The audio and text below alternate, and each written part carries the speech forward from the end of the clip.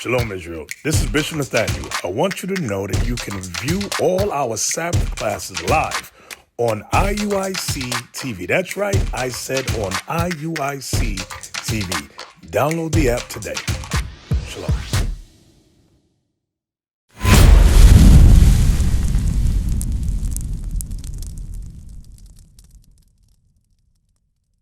Yes, okay, today's class is,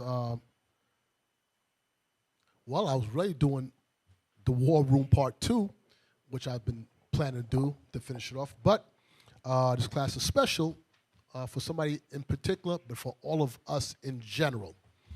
By show of hands, who's been in this truth less than a year? 1, 2. You less than a year?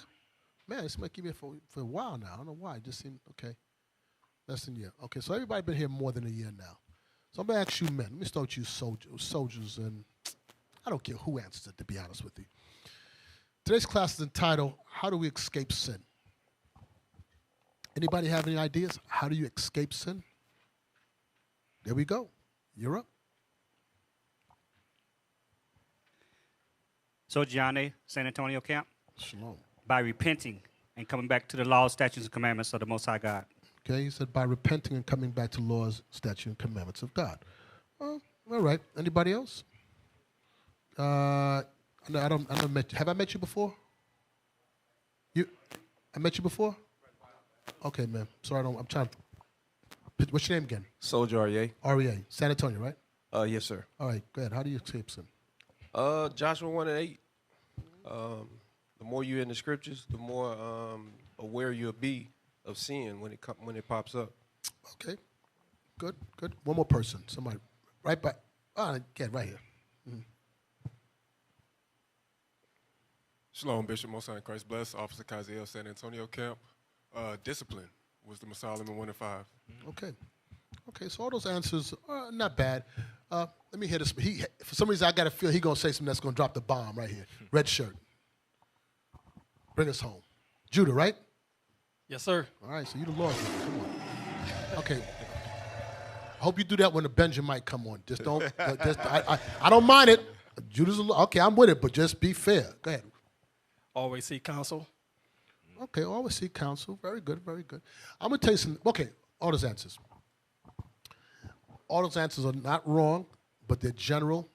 I want things more so that's, well, that was pretty good. I like that. Seek counsel. But generally, when people are in sin, they're not seeking counsel.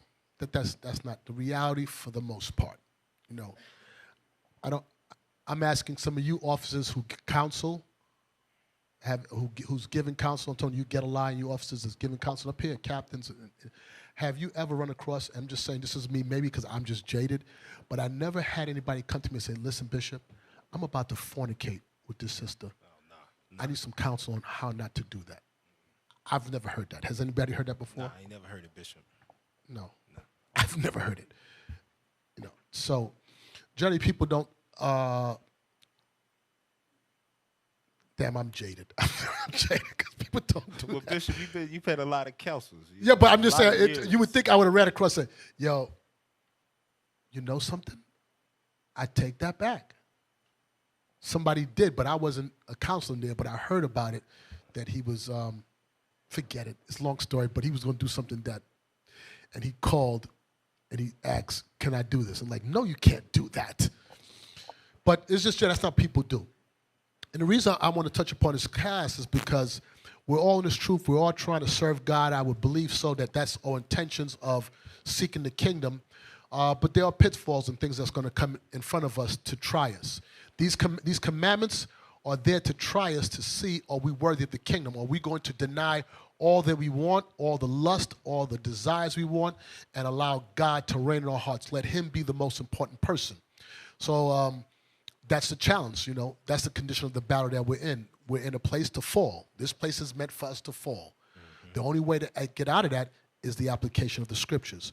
So now for you all on the listening side who's listening for the first time, the question is, what is sin? And then we're going to get to how you escape sin, all right? Some of the things you might have heard before, try to put a little different spin to it, and hopefully by the end of this, we're all a little more edified, all right? Okay, what is sin? Give me 1 John 3. Many of you should be very familiar that's been studying for more than a year with us. And again, I do want to say this before we start. IUIC, we are a nonviolent group. We don't advocate any sin against the country, breaking of any laws. If you know, you hear about it, contact the proper authorities about it. We don't play their games. We're not about that. What we're about is teaching the people the applications of God's laws and waiting on the Messiah to come and judge his place. That's right. And in that day and in that time, there will be weeping and gnashing of teeth. Right. Okay. 1 John 3, verse 4. Check. The 1 John chapter 3 and verse 4. Whosoever committeth sin transgresses also the law. For sin is the transgression of the law. So that's very straightforward. Sin is what? The transgression of the law. Sin is the transgression or the breaking of the law. Do you know people in the church don't understand that? It seems, to us, it seems odd that this seems very simple to understand. Sin is the breaking of the law. For some reason, they don't believe that they have to keep the laws. It's another class, another time, but I can tell you that they're out of their mind. Church Christianity is the greatest form of witchcraft ever played on our people. Right. There's no greater witchcraft than church. To separate God and Christ from the keeping of the commandments. To look a person in the face and tell them if you're keeping the commandments, you're breaking the law. What are you smoking? You think if you keep the commandments, you're actually sinning against God. Man, I'm telling you, church be running a bamboozle on people. And our people love it so. So, sin is a transgression of the law. Give me 1 John 5, verse 17. 1 John chapter 5, verse 17. All unrighteousness is sin. What? All unrighteousness is sin. The Bible says all unrighteousness is sin. All. You can't pick and choose which commandments you want to keep and which ones you don't want to keep. All unrighteousness. Unrighteousness, what is righteous? Right there, brother. You're Ephraim? Are you Ephraim? Issachar. You speak Spanish? Slightly. You Judah. Good. Righteousness is keeping of the law. Where's that at? Goodness. Somebody help your brother out. Psalms. Never mind. Somebody help your brother out. You Issachar? We have another Issacharite in here? You would tell me he's a sole Issacharite in here. Come on, man. We in Texas. What tribe you in? Oh, damn. You speak Spanish? No, sir. You can pass for Issachar. All right, go ahead. Let me hear you. Help him out. You light-skinned. Help the light-skinned brother out. Shalom, Bishop, Most High Christ bless. Most High Christ bless. Deuteronomy 6:25. Okay, let's go. See, with us, church people, church folk, don't play with us with this Bible. I don't know how you can get around it. This Bible will always go right back to one thing, the keeping of God's commandments and the Israelites. Give me that real quick. Deuteronomy chapter 6, verse 25. And it shall be our righteousness if we observe to do all these commandments before the Lord our God as he hath commanded us. So our unrighteousness is the righteousness is the keeping of the commandments. So the unrighteousness is the breaking of the commandments, which is the transgression of the law, which is sin. So let's go back to 1 John 5:17. 1 John chapter 5 and verse 17. All unrighteousness is sin. And there is a sin not unto death. Now, you do have certain laws that are not laws worthy of death. Like in some cases, you have the law of stealing. Well, you have to restore back to your brother, I think plus 20%. I forgot what it was. Yes, sir. But then you have other sins like murder or adultery that the judgment back then was death. Thank the Lord today that, oh, Lord and Savior died for us to give us a chance of repentance. But let's read on, officer. Verse 18. We know that whosoever is born of God sinneth not, but he that is begotten of God keepeth himself, and that wicked one toucheth him not. But we know that whosoever is born of God, and that born of God is born again, born of God sinneth not. Does that mean that we don't sin if you're born of God? No.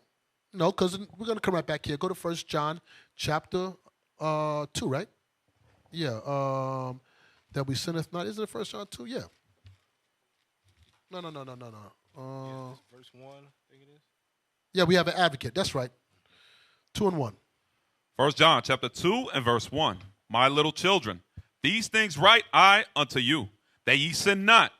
And if any man sin, we have an advocate with the Father, Jesus Christ, the righteous. Right, that we sin not. But and if we do sin, thank God we have an advocate, Jesus Christ. We have an advocate that will stand up and speak for us. Now, I'm going to say this about our advocate, which is Jesus Christ, speaking for us and stand up for us.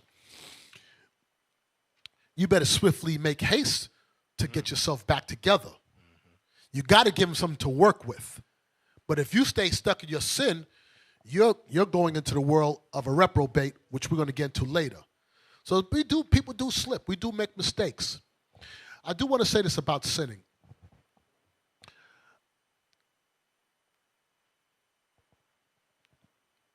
We should never hold a person guilty forever for any one infraction they make.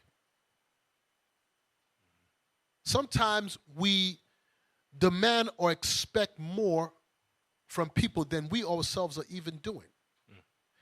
That's hypocrisy within itself. But the point I'm saying is that a person, if they are who they are, then you have to look at the whole scope of their life to kind of gauge it, opposed to one isolated incident. Now, does that justify the sin? No. And does it make it right? No. But if we are like that with each other, where we don't try to see the best or nurture the best in each other, then we're doomed to fail. Being that said that, we're going to come back to what I'm talking about. Give me Sirach real quick, Sirach 18. Sirach 18, and we're going to come back to 1 John 5. Sirach 18, give me a second. Let me get there with you, officer. Just thinking about that. Sirach 18.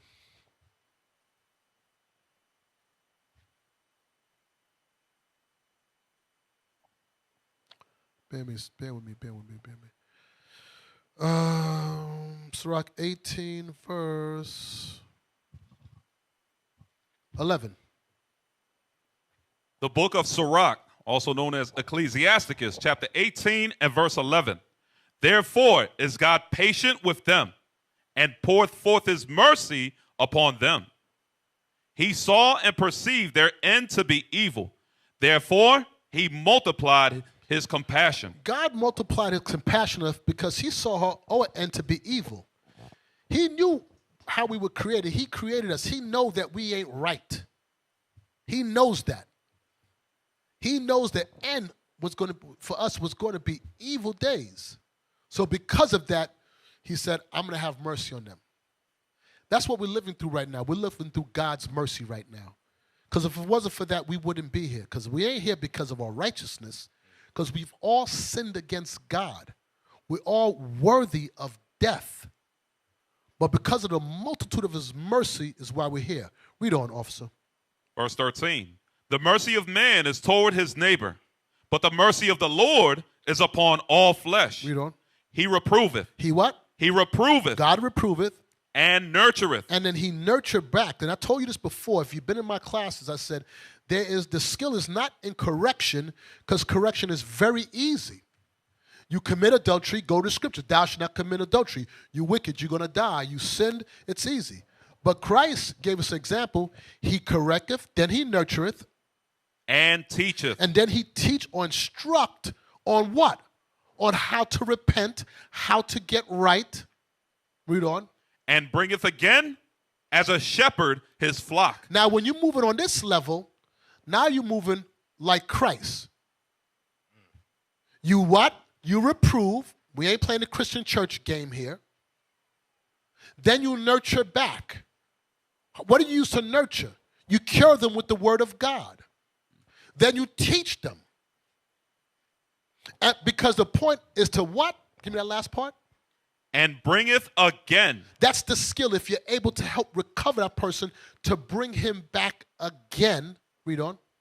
As a shepherd his flock. And that's the example our Lord and Savior has done. That's the example we're supposed to have towards one another. You understand it, right? Yes, sir. Okay. Now, please do not misconstrue that and think that you can just blindly sin and we're going to play that game with you, because nope, that's not how it's done. You're going to get that verse. Okay, so we're going back to 1 John chapter 5, and where did we leave off? 17? Yes, sir. Read that again. 1 John chapter 5, verse 17. All unrighteousness is sin, and there is a sin not unto death. Mm-hmm.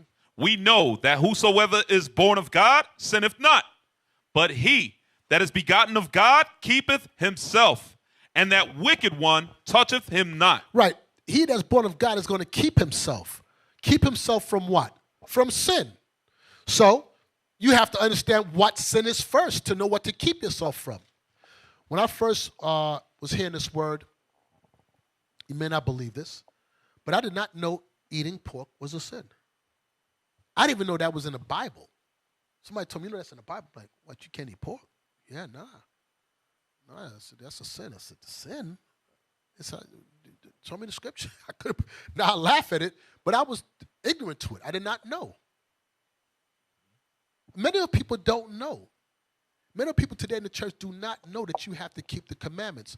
So to now first, so wait a second. When I said Shalom Thassi, Thassi wasn't here?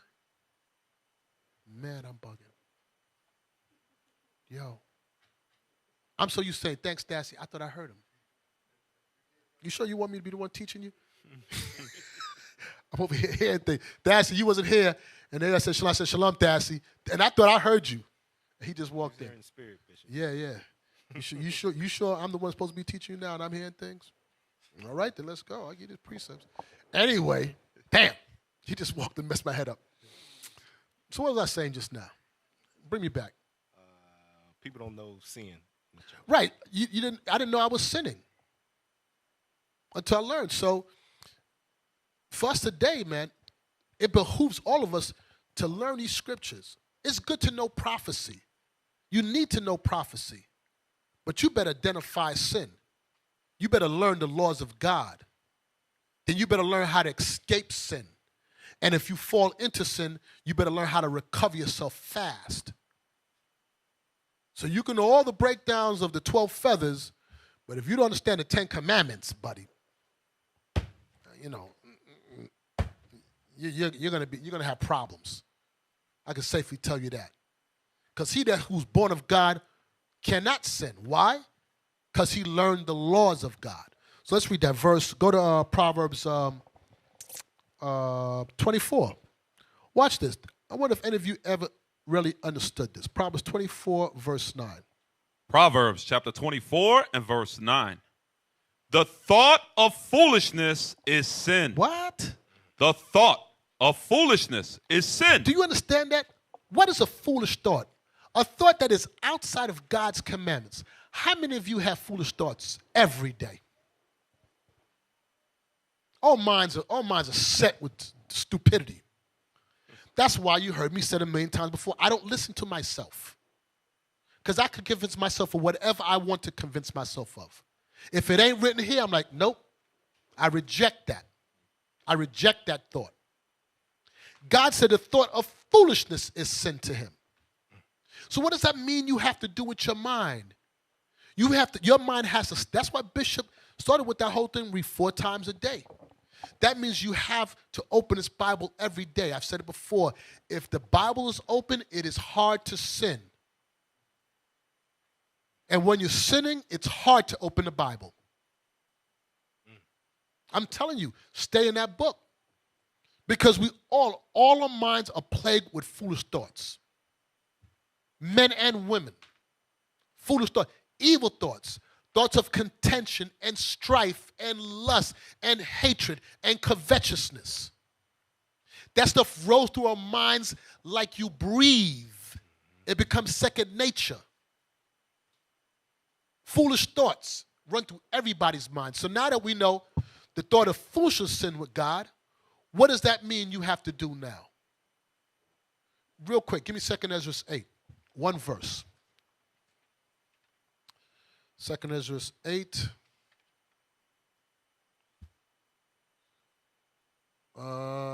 Second Ezra. I just want verse verse 4. Second Ezra, chapter 8 and verse 4. So answered I and said, swallow them down, O my soul, understanding and devour wisdom. You better swallow down understanding, and you better devour wisdom. You better devour. It got to be insatiable to your soul that you can't get enough of this if you want to get around foolish thoughts. But if you part-time in this, I can guarantee you foolish thoughts are going to rule your mind. And foolish thoughts begin to manifest in your behavior. You know why? Because one foolish thought strikes your mind, and then you entertain that foolish thought. And you build life in it in your mind, and you play out scenarios in your mind. Before you know it, it becomes how you think, and then it becomes your behavior. Here's a foolish thought. David looked down and saw the man's wife. She was naked. And from there, what was he supposed to do? Turn away. But no, he entertained that thought. He entertained it so much that he said, yo, go call her for me. It went from looking to now it manifested in speech. Yo, go get her for me. She called her. Now she's on her way over. He had the thoughts in his mind. She got there. Now he's talking. Before you know it, he's in the midst of adultery. Or for what? One foolish thought. He's supposed to turn his eye away. Oh, he's in the midst of adultery. Now he's fully blown in adultery. Now he's fully blown in lying. Then murder. Off of a foolish thought. That's why God said all minds are desperately wicked. How do you escape? How should David, I'm going to get to later, don't answer. How was David supposed to escape that? You know that was left for us to learn from on how to escape that situation right there? It was left for us to read it, and then he has precepts to show us how to get away from that so it don't happen to you. But how are you going to do that? That's why I said, when brothers answered the question, I said, yeah, the answers were right, but I'm looking for you to some practical everyday use of how do you escape sin or how you overcome it. Read, study, good. Apply, it's good. But I want you to dig into your minds and figure out what would you do. So, there's a sister walking by. I'm going to give you a scenario. She's walking by with all the body in the world. And you see her. What should you do? Please do not say holler at her. Matthias, what would you do? Shalom, leadership. Turn your head. Turn your head. What precept would you use for that? Can anybody help him out? Right here, I didn't hear you. You're right here, yep.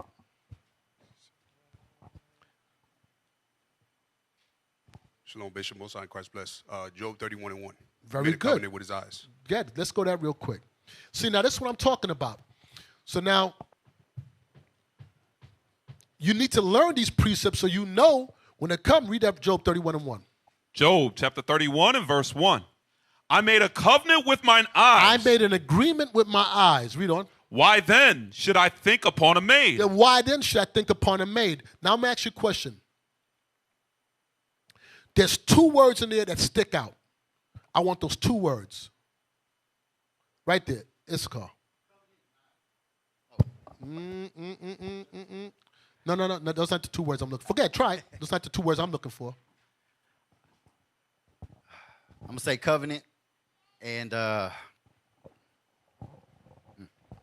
No? somebody help me out. Go ahead. Get a liar. Shalom, Bishop. Why think? Say again? Why think? Nope. No. Right here. One of the officers right here. Good. Oh. Two words. Also, thanks, San Antonio. Covenant and think. Nope. Lahad. Read it one more time. Job chapter 31 verse 1. I made a covenant with mine eyes. Why then should I think upon a maid? Shalom, Bishop. Eyes and think. Very good. Eyes and think. Your eyes is the gateway to your mind. His eyes saw her, and then the thought began. So that's why it's important to turn your eyes away.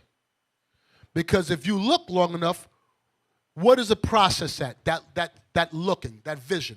It processes in your mind. Why then should I think upon it? I made a covenant with my eyes. Why then would I what?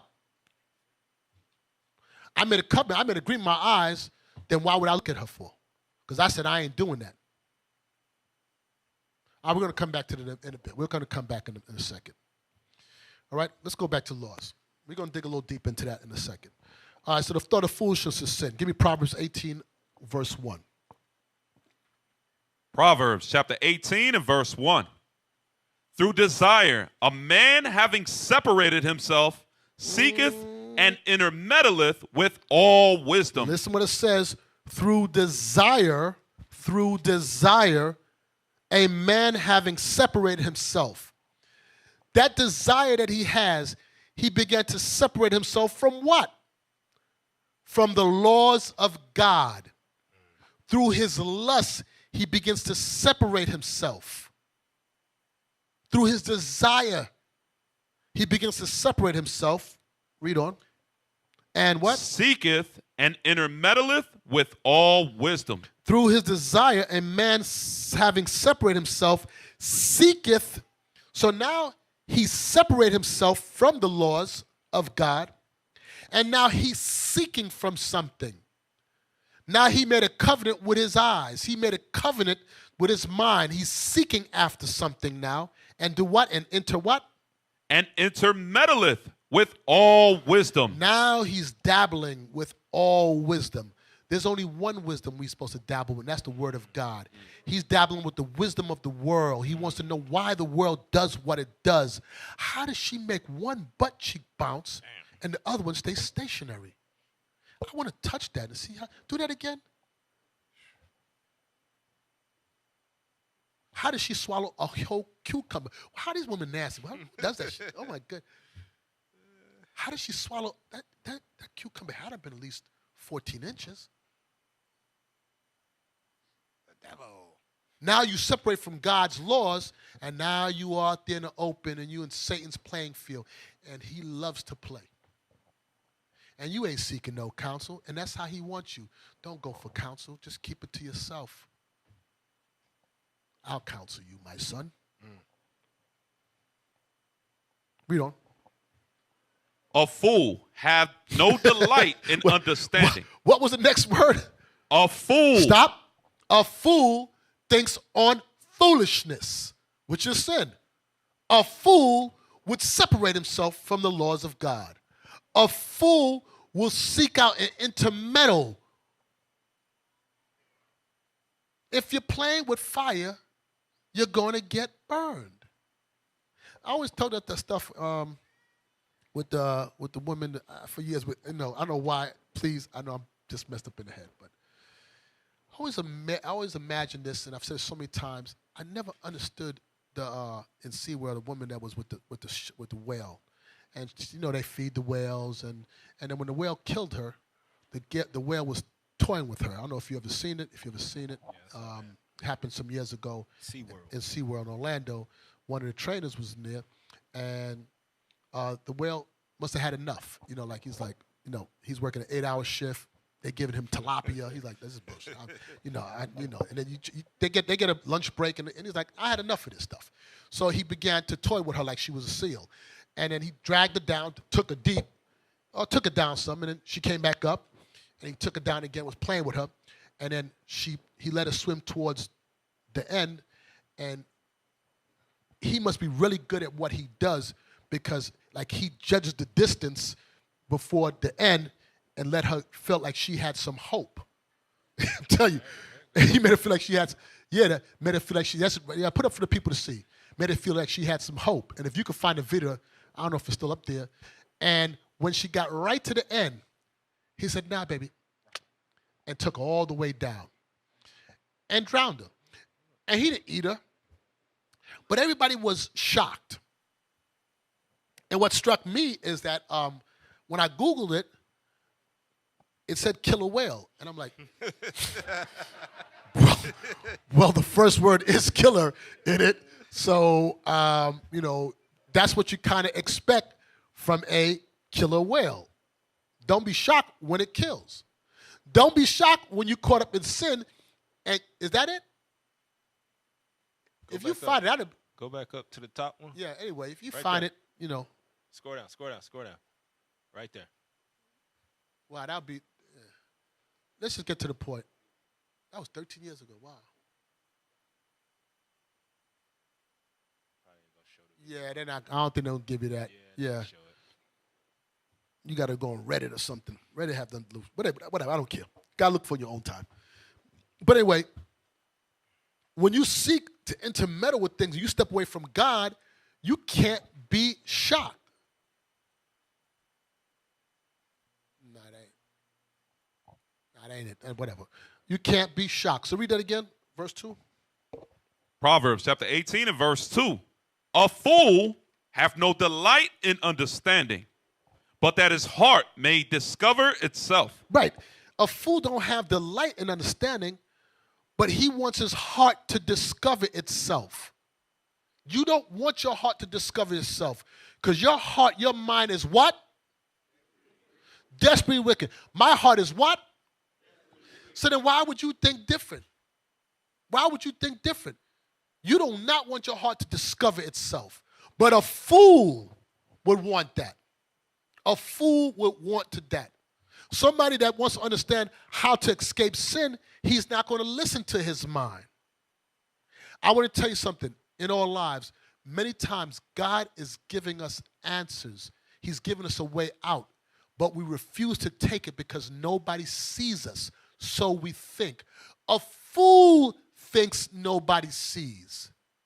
The one you have to worry about who sees is God sees. But a fool will not see that. A fool think he can get away with it. God's eyes is 10,000 times brighter, beholding all our secret parts, all our secret sins. A fool would think that. Read the next verse. When the wicked cometh, then cometh also contempt, and with ignominy reproach. Okay, so it says, when the wicked cometh, then cometh also contempt, with ignominy. That ignominy means public shame or disgrace openly. What happens to you? Reproach. What happened? You become reproach. You become a public shame. Everybody sees you for who you are. Why? Why did that happen? Verse 1.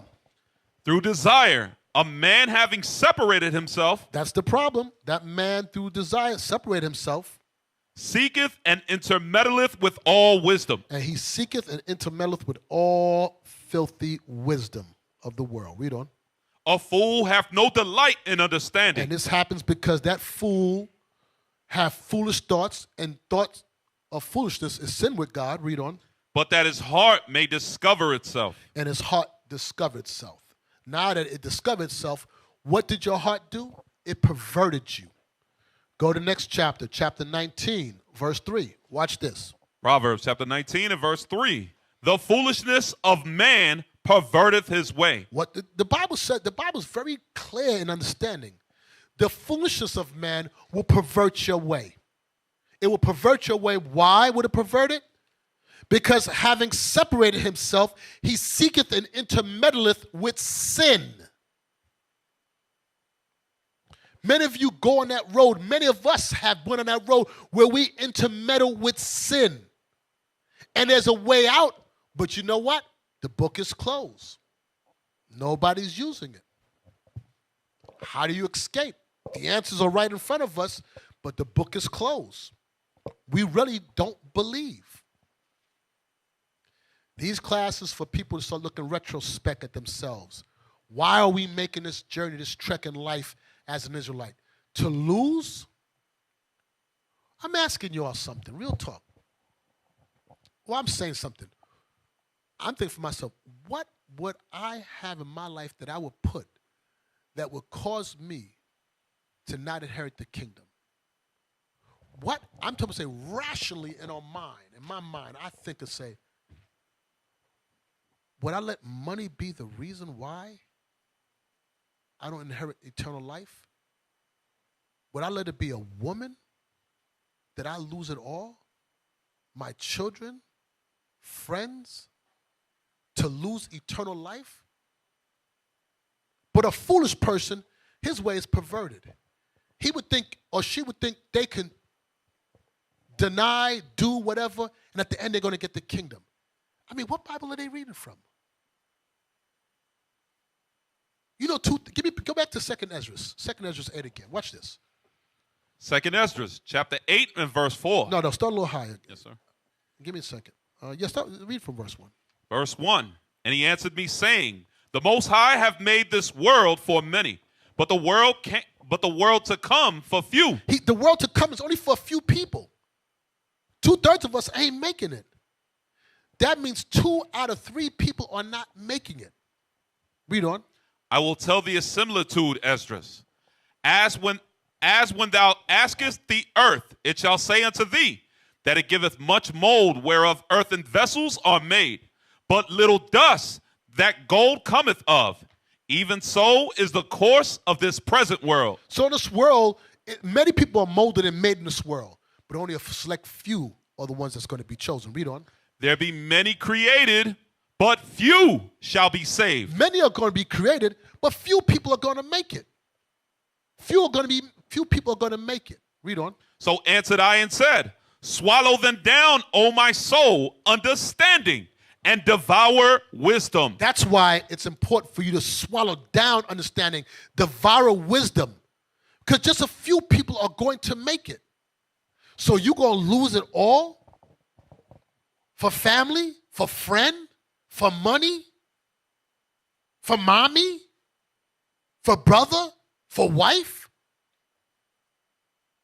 How do you escape it? You better choose God. Or you die right along with them. Some people crazy. They run this Bible stuff, they do this Israelite stuff, but they ain't really serious about it. You better start getting serious in your life about this, or you're gonna die in your sins.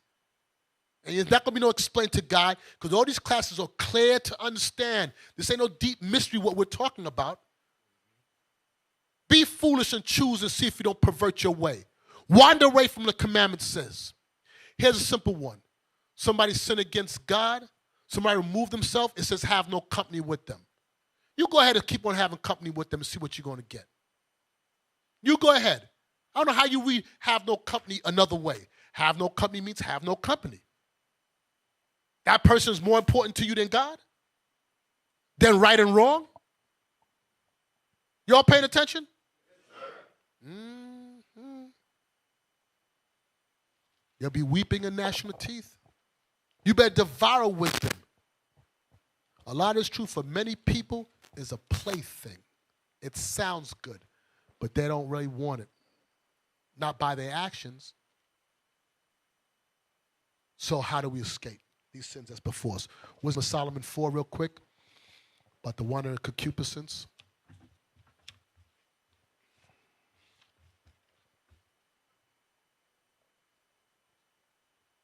Verse 12. Thank you. Wisdom of Solomon, chapter 14 and verse 12. Chapter 4. I'm sorry, chapter 14, chapter 4 verse 12. and verse 12. For the bewitching of naughtiness doth obscure things that are honest, and the wandering of concupiscence doth undermine the simple mind. That's that mind that's perverted. It says, for the bewitching of naughtiness, because you wandered away, your mind is bewitched. Your mind is bewitched. You're under a spell. There's a lot of people that live under a spell in this truth, believing that they walk in right. But you know what? God is a merciful God. He allows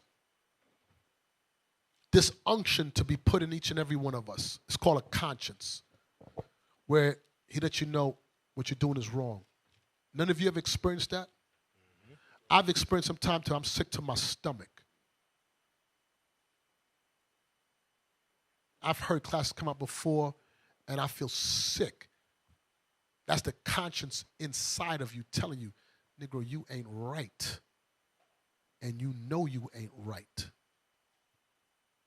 Now, I don't care if everybody else don't know, but I know you ain't right. That should drive you up the wall. And some people become so hardened to it, it don't even faze them. It don't even faze them. That's a dangerous place to be. That's a dangerous place to be. You think you're escaping God. It says the bewitching of naughtiness does what? For the bewitching of naughtiness does obscure the things that are honest. It will obscure and put a blinder of the things that's right. What did it do? It perverted your mind. Your mind is perverted. You can't see the forest through the trees. It's right in front of you now. But because you're so blinded by your sin, you can't even realize. Read on. And the wandering of concupiscence. And because you entertain, you moved out of the way, you gave your heart over to finding out these things. Read on. It doth undermine the simple mind. The fool gets undermined. Slowly but surely it undermines. You know what an undermine is? It digs deep, deep, deep, deep, deep, deep, deep, and it begins to corrode you from the inside out. You see it here, and brother, next thing you know, they sit in the back of the room, not talking. They sitting Indian style, reading the Bible like they're the book of Eli, and you know, stuff. Yeah, okay, yeah. Sure. Deuces. I've seen it so many times before. I just spit back and said, ooh, watch him. See him, he's fading away. They're not in the mix. Oh, I don't feel.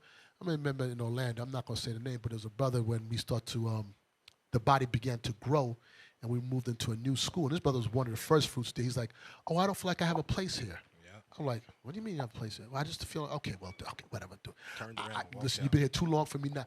Do you want me to put training wheels on your boots so you can make it through this truth? You've been in camp? Nah, dude, if you don't feel like you have a place here, you know why you don't feel like you have a place here? Because you don't have a place here, and that's because of you. Nobody did anything to you. We just moved into a bigger building. You know, you got to make yourself useful and find out how you get in here. Ain't nobody kicking you out, and nobody telling you stay or go. If you don't feel like that, that's all figment of your imagination, buddy. But guess what?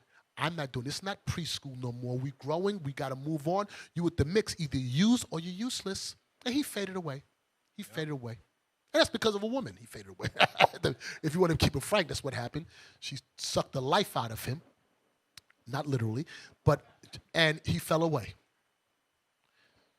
He got whatever was bouncing through his cerebellum. He just came to the conclusion, no, I don't feel welcome here. What do you want, a sign?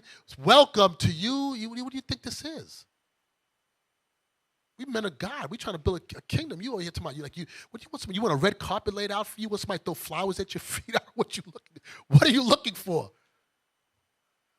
Come, let me give you a hug. The hell is this? That's what the hell is this. You know how many times you need a hug then? He hug you into the kingdom? Man, please. And he justified his mind. Okay. So let's move on. Let's real quick. Types of sin. And then why do we sin?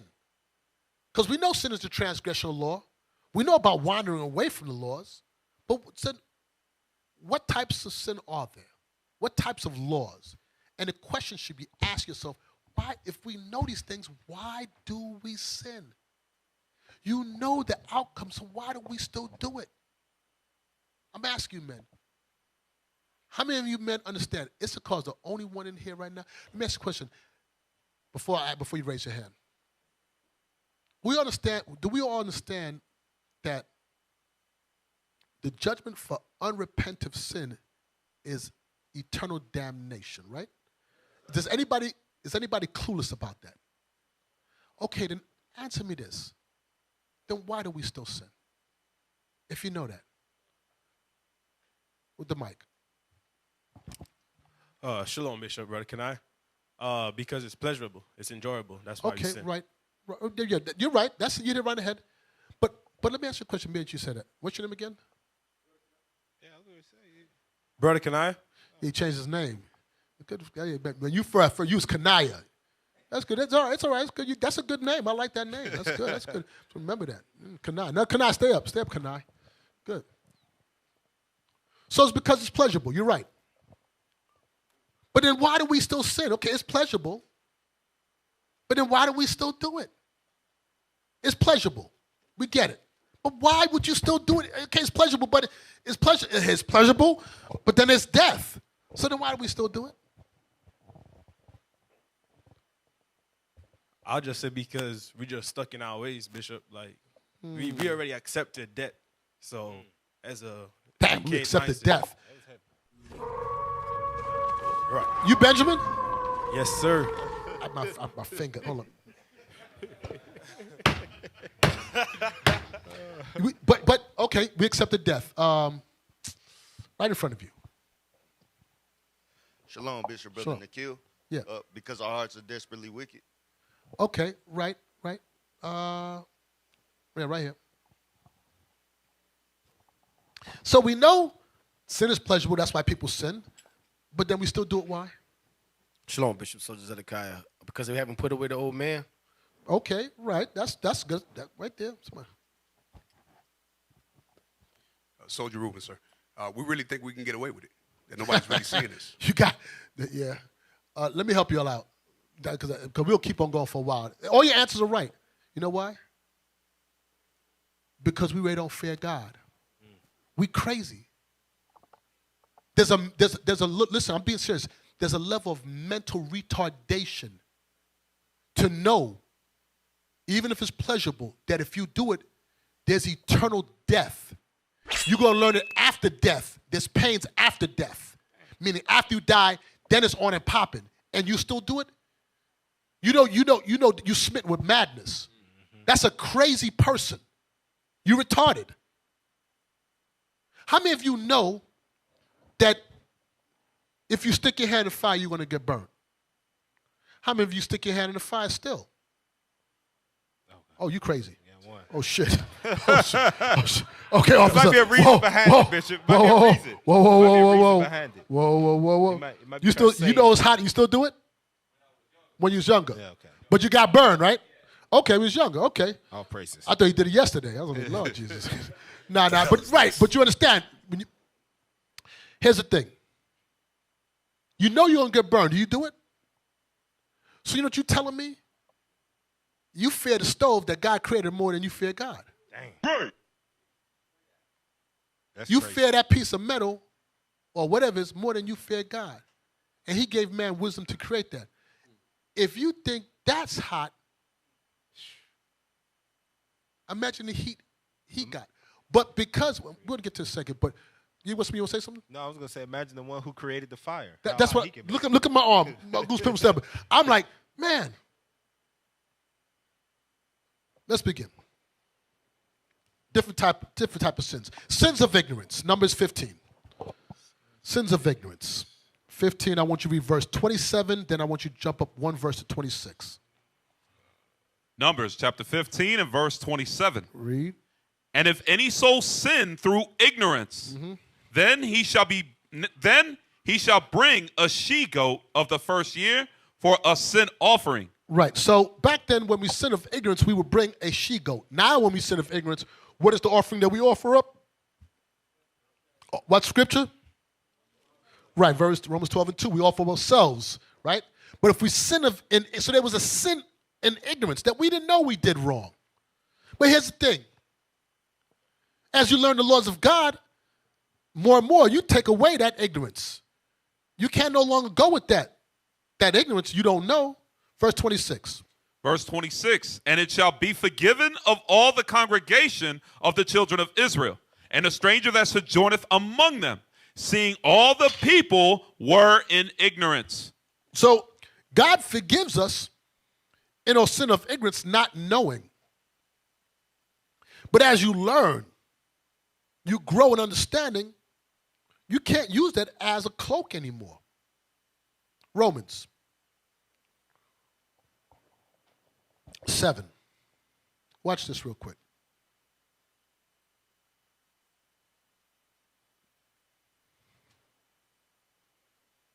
Romans 7 and 7.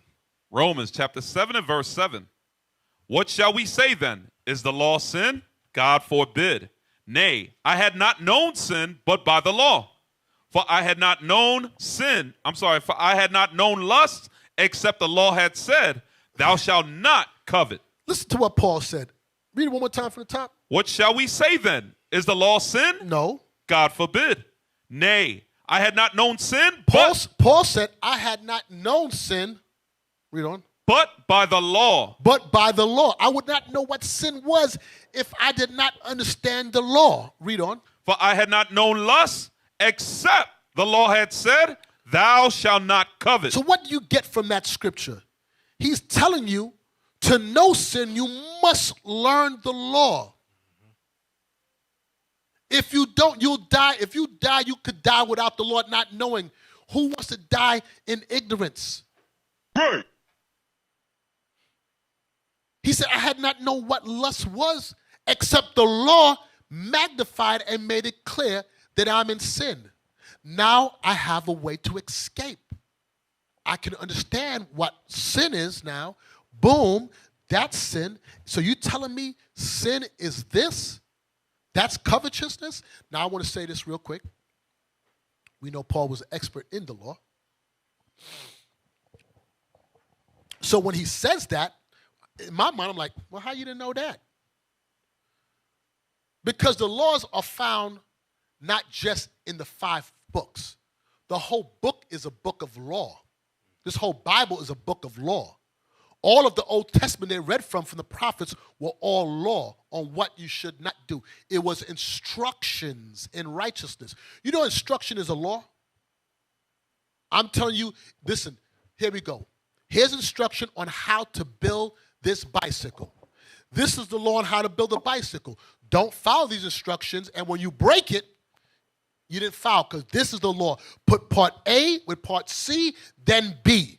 No, I'm going to put A and B. It's broken. No, you should have followed the instructions that was there. How many of you built something and didn't follow the instruction and broke it, especially from IKEA? I did it so many times, especially from IKEA. There. And you're sitting here like, hey, just come on. I'll take it back and get another one. You should just, she said, you should just read it. You should just, I just, shh, woman. Damn it. I paid for it. But it's broken. That's the point. It's broken. Right? Watch this. Matthew's 5. 5:28.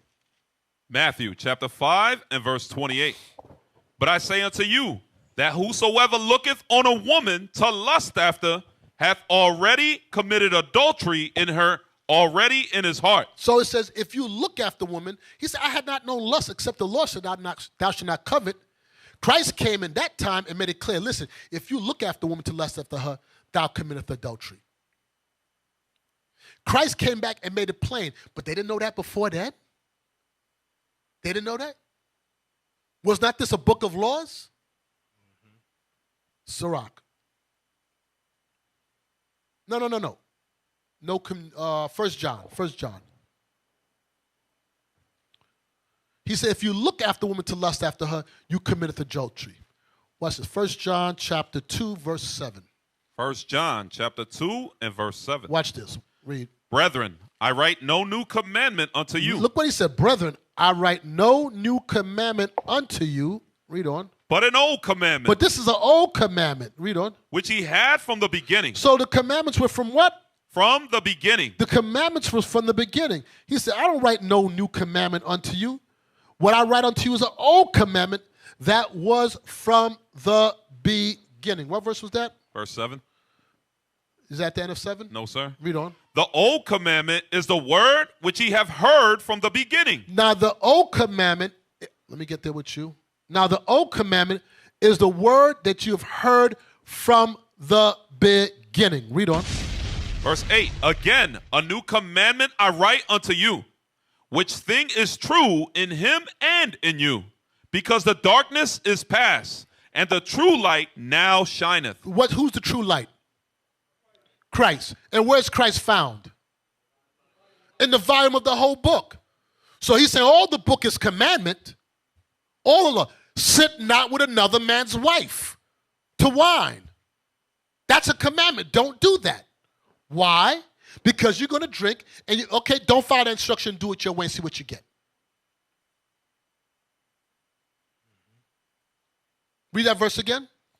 Again, a new commandment I write unto you, which thing is true in him and in you, because the darkness is past, and the true light now shineth. Now the true light is making clear. If you look after a woman, you've committed adultery. If you look after her, you commit adultery already in your heart. So what the scripture's showing us, one, that Christ was clarifying it, but it was an old commandment. Where do we read that at? Go to Sirach 25. Where do we read that at? Lo, I come in the Bible in a book. 25, 21. The book of Sirach, chapter 25 and verse 21. Stumble not at the beauty of a woman, and desire her not for pleasure. And desire her what? Not for pleasure. Desire her not for pleasures. So when we back to Matthew's 5:28, it said what? Matthew chapter 5 and verse 28. But I say unto you, that whosoever looketh on a woman to lust after her hath committed adultery with her already in his heart. You already made a covenant with your eyes that we read in Job. Why then would I look upon a maid? Give me back in 25 again in Sirach. Sirach chapter 25 verse 21. Stumble not at the beauty of a woman, and desire her not for pleasure. Now we understand that, right? Now go to Sirach 9 verse 8. Sirach chapter 9 and verse 8. Turn away thine eye from a beautiful woman, and look not upon another's beauty. For many have been deceived by have been deceived by the beauty of a woman. That's a commandment. Listen, stumble not at a beauty of a woman, because many have been deceived by the beauty of a woman. These are all commandments. You want to learn how to escape sin? Look not at the beauty of a woman. Turn thy eye. Make a covenant with your eye that you're not going to do that. Because when you do that, what happens? You commit adultery already in your heart. That's why he says, I ain't got no new commandment. These are old commandments. It's been there already. Paul must have been reading it and reading by it. Why? Because he was blinded by his concupiscence. And he couldn't see things that was obvious in front of him. I had not known, except it says, thou shalt not covet. Well, it does say it there. It does say it. All scripture is given by what? Inspiration. By the inspiration of God. It is what? People read the Bible here? Officers, all scripture is given by the inspiration of God. Give it to me, 1 Timothy. Nobody knows that? So I'm going to start off. Let's say all scripture is given by the inspiration of God. Profitable for what? For what? Okay, I got different answers. Thank you. It's profitable for what? For reproof and for what? And for what? And what? Come on, man. Let's get that scripture real quick. 2 Timothy chapter 3 verse 16. All scripture is given by inspiration of God. All scripture is given by inspiration of God. Why, he think he just gave it because he had nothing else to do? It's for what? Given by inspiration of God. Read. And is profitable. And it's profitable to you. For doctrine. For doctrine. For reproof. For reproof. For correction. For correction. And for instruction in righteousness. And it's to instruct you in how to be righteous. Let's go back to Sirach 9. That's what we was reading? Yes, sir. 9, verse 8. Sirach chapter 9 and verse 8. Turn away thine eye from a beautiful woman, and look not upon another's beauty. For many have been deceived by the beauty of a woman. For herewith love is kindled as a fire. Because love now, it becomes kindled as a fire. Here's the fire. Here's a kindling for you army guys. You have a little fire. You're blowing it. It grows. Where's that kindling happening at? Where's that kindling happen at? In your mind. How did it enter your mind? Through your eyes. Your eyes is an entrance into your mind. It is the gateway to your mind. Verse 5. Verse 5. So it happened. Now guess what? You might see a pretty woman, but she passed your eyes. You can't avoid it. But this is what you're not supposed to do. Verse 5. Gaze not on a maid. Now you get locked in. You're gazing. Head tilting, lip dragging. Now you're in full thought now. Gaze not on the beauty of a maid. Read on. That thou fall not by those things. So what is God saying? If you gaze and you stuck in her face, you're going to what? Nobody speak English now. You're going to fall. So we think that you can get around that? You think you can gaze and get away with it? You think you can spend your time on TikTok, Instagram, and get away with it? You're fooling yourself. You're fooling yourself. You're not escaping, buddy. Well, you are escaping. You're escaping from God, running straight to Satan. You think them little TikTok things ain't there to slowly erode and undermine you, little by little? Now you want to know how to escape? Well, here's how you escape. It says what? Gaze not on a maid, that thou fall not by those things that are precious in her. Yes, you don't fall by those things that's precious, huh? Gaze not. Remember, your eyes is the entrance to your mind. Now, here's an example. Let's go to the book of Judith.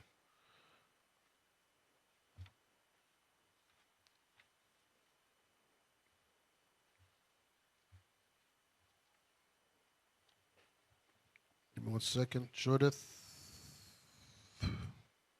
chapter 16.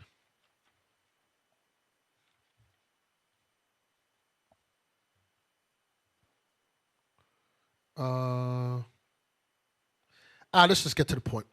16 verse 9. The book of Judith, chapter 16 and verse 9. Now we know Judith was one of our foremothers. She was a mighty woman in God that helped us defeat our enemy. Read this real quick. Her sandals ravished his eyes. Damn, she was so bad, her sandals ravished his eyes. His eyes, you know what ravish means? Anybody know what ravish means? Look up the word ravish. What?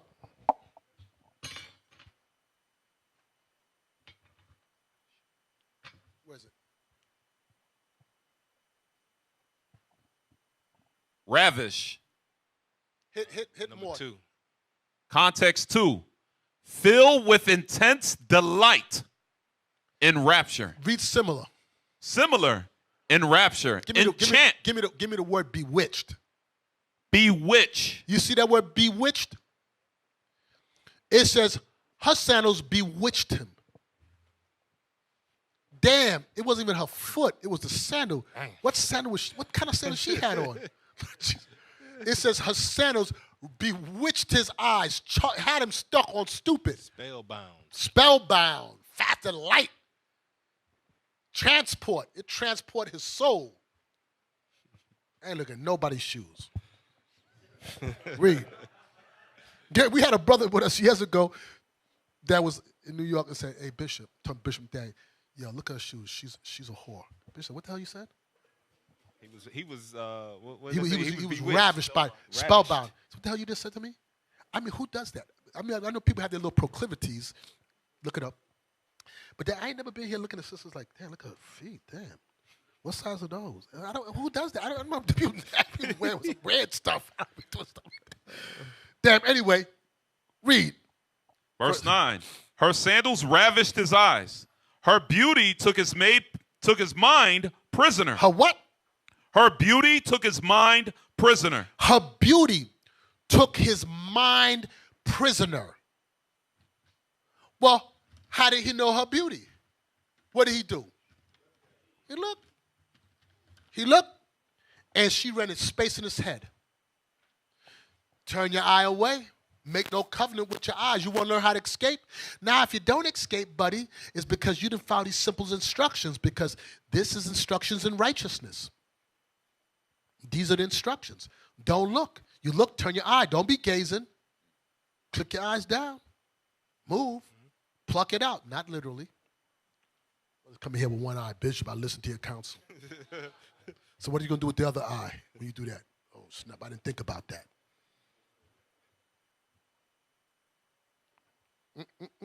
Go from that to, what's this reading, Judith? Go to the history of Susanna.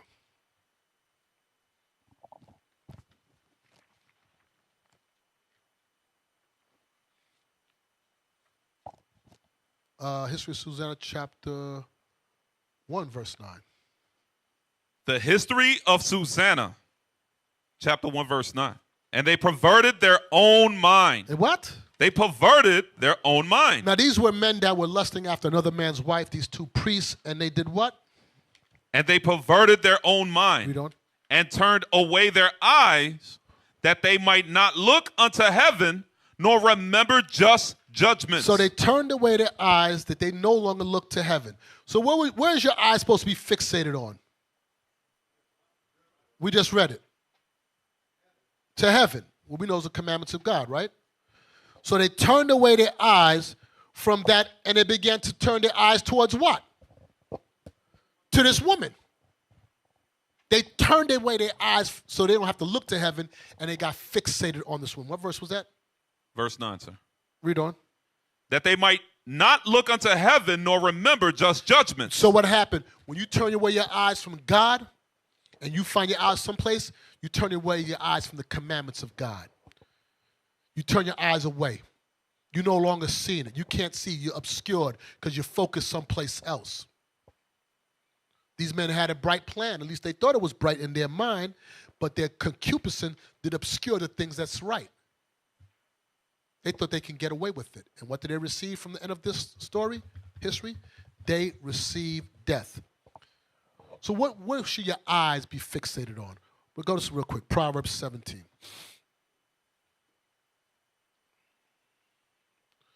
This is in layman's terms, the way I'm going through the scriptures for you all, that there should be no excuse for any of us to slip up, unless that's just who we are. Proverbs 17 and 8. Proverbs chapter 17 and verse 8. A gift is as a precious stone in the eyes of him that hath it. Whithersoever it turneth, it prospereth. No, that's not it. Is it Psalm? Where's it said? Apple of mine. Maybe Psalms. I thought Proverbs. I wrote it down wrong. Apple of mine, 7:2. No, but it's one Proverbs 7:2. Hold on one second. Look, somebody look it up. There's another one in Proverbs 2. In Proverbs? Oh, 7.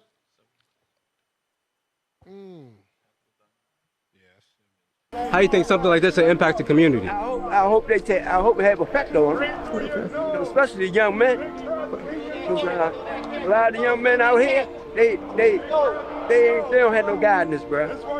They out here killing each other over nothing, and that's all the white man wanted to do. Right. That's all he wanted, and we doing what he wants. Right. We still got shackles on us, bro. So I hope they take heed to this. Because it's all good. There ain't nothing wrong with it. All praise. Thank you.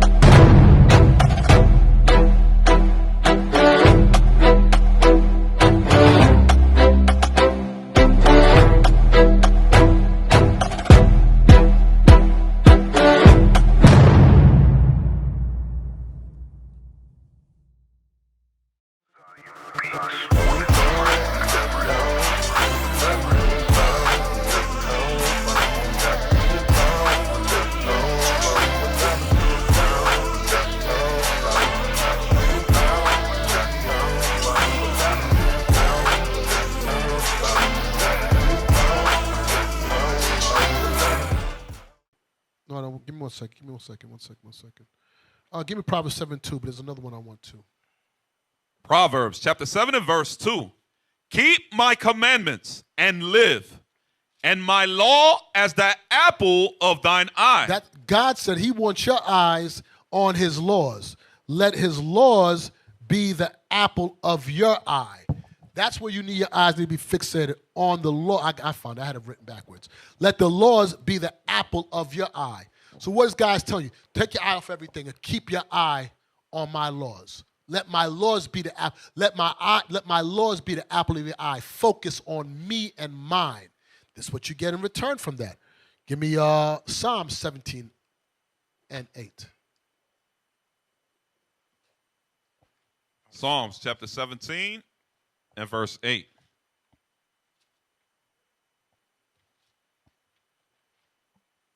Keep me as the apple of the eye. Hide me under the shadow of thy wings. So we're asking God to keep us as the apple of his eyes, and he's telling us, keep my law as the apple of your eye. That seemed like a fair trade-off. God is saying, you do me and make me and mine's more important, and I'm going to protect you and make you, I'm going to keep, and then we asking God to protect us, keep us under your shadow. Well, then God's like, I'm not doing nothing for nothing, buddy. We want to pray to God and ask God, meanwhile, we there on TikTok, Instagram, whatever you're doing, Backpage or whatever fools you're doing, asking God to protect us. No. God said, you want to escape willful sin? Keep my law as the apple of your eye. Focus on me. It's a fair trade-off, real quick. Proverbs 8, verse 17. Proverbs chapter 8 and verse 17. I love them that love me. God said what? I love them that love me. Mm-hmm. And those that seek me early shall find me. Those that have my laws as the apple of their eye, they're going to find me. But God said, I'm going to love them that love me. I want you to choose me. So the opposite of that is God is going to hate them that hate him. He's not going to be there for you. You can't escape sin if God is not paramount in your life. Sin is going to win. God is going to test us on all points and find what our weakness is. You may not be an adulterer, but you're a thief. You may not be a thief, but you're covetous. You may not be covetous, but you have hatred. But if you have your eyes fixated on his laws of his laws, safety. He's going to cover you and protect you. Now go back to Proverbs 7. And I want you, I said, what I had you before just now, 7, Proverbs 7, I want you to read verse 1 through 8. Proverbs chapter 7 and verse 1. My son, keep my words and lay up my commandments with thee. Mm-hmm. Keep my commandments and live. Mm-hmm. And my law as the apple of thine eye. And my what? And my law as the apple of thine eye. Now, didn't we just read that? Didn't we just, come on, engage me. Don't let me like I'm talking to myself. Right, we just read that, right? Now read on. Watch what it says. Bind them upon thy fingers and write them upon the table of thine heart. In your actions, your behavior. That's what I mean, bind them on your fingers. And on the tables of your heart. Let them be in your mind. Let my laws be paramount in your life. So your actions, what you think, let them be constant in your life. Read on. Say unto wisdom, thou art my sister, and call understanding thy kinswoman. And call what? Understanding thy kinswoman. Make my commandments near kin to you. Why? Why is it important that you do that? Read on. That they may keep thee from the strange woman. That you can escape sin. That you can keep thee from the strange woman. From the stranger which flattereth with her words. That she flattereth with her words. It can keep you from that. Read on. For at the window of my house I looked through my casement, and behold, and beheld among the simple ones. I discerned among the youths, and a young man void of understanding. Now this woman is looking out the window, and she see all the people passing by, and she sees, I discern there's a young man that's without understanding. Now try to keep the scenario. She's looking out the window, and she's looking. And there's men walking all by. But out of all of them, she goes, that one is without understanding. How did she come to that conclusion? That one was without understanding.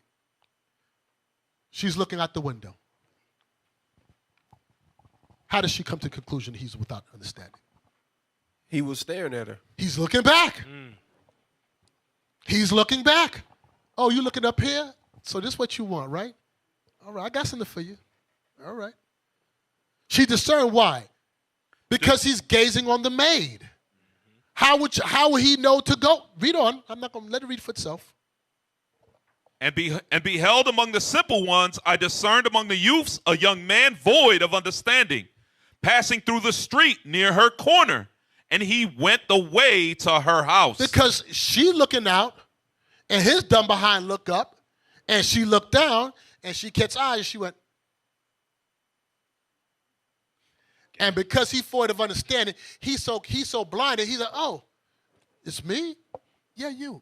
Yeah, you. And I mean, it don't matter which one. I just want one of your souls, but this could be you. Because I can see you keep on looking at me. And he went right straight way to her. Maybe if he would have put his head down, he wouldn't have went that way. Maybe if he didn't gaze upon her, he wouldn't have went that way. Maybe if the laws of God was the apple of his eyes, more important than anything else, he wouldn't have went that way. But evidently, the laws weren't important to him. He wasn't focused on the laws. He was focused on her. And got him. And what did she do when she called him over? I want you to read verse 5. Verse 5. That they may keep thee from the strange woman, from the stranger which flattereth with her words. What she did? Flattereth with her words. So she first caught him with her eyes, right? They locked in. Eyes was locked. Then she flattered him with words, right? Okay. Go back one chapter. This is chapter 7. Jump back to chapter 6, 6:25. Proverbs chapter 6, verse 25. Lust not after her beauty. Stop. How do you lust after beauty? Read on. In thine heart. Neither let her take thee with her eyelids. She caught you. She looked. How many of you seen before? You look at a woman and she look at you and she telling you just with her eyes what she about. She looked through your soul. You like, what are you supposed to do? Nah, run. Run. That's why I keep on telling you, your eyes is the entrance to your mind. And once it enters in there, run. Run. What you got there? What? Ravish? All right, so what was that? Back in Proverbs. Verse 5. Proverbs chapter 7 and verse 5.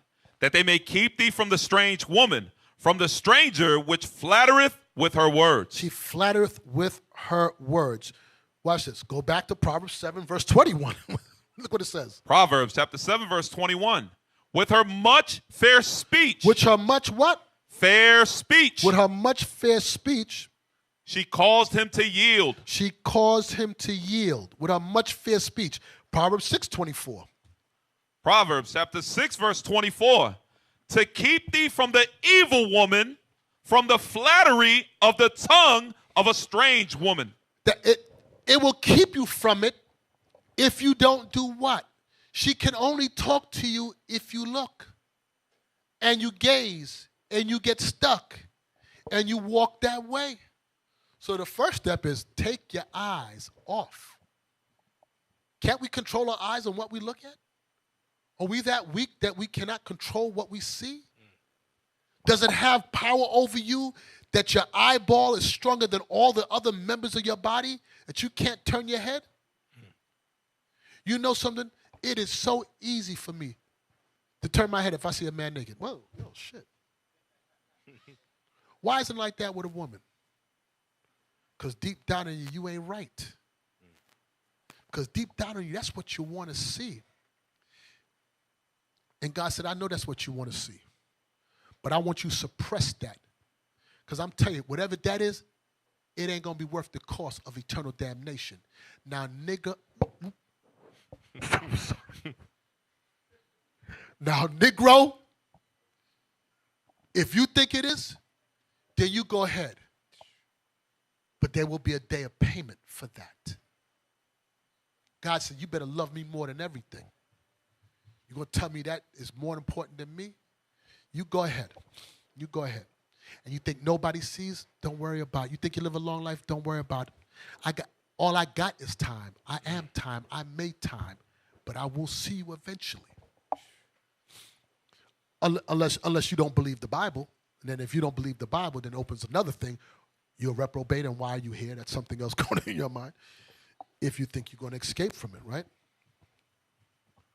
So now, didn't we read earlier what Paul said? I had not known lust except the Lord said, thou shalt not covet. Mm-hmm. So we had enough examples of lust. This ain't no new commandment. This is old. We've been here this, right? Christ came back, John 15.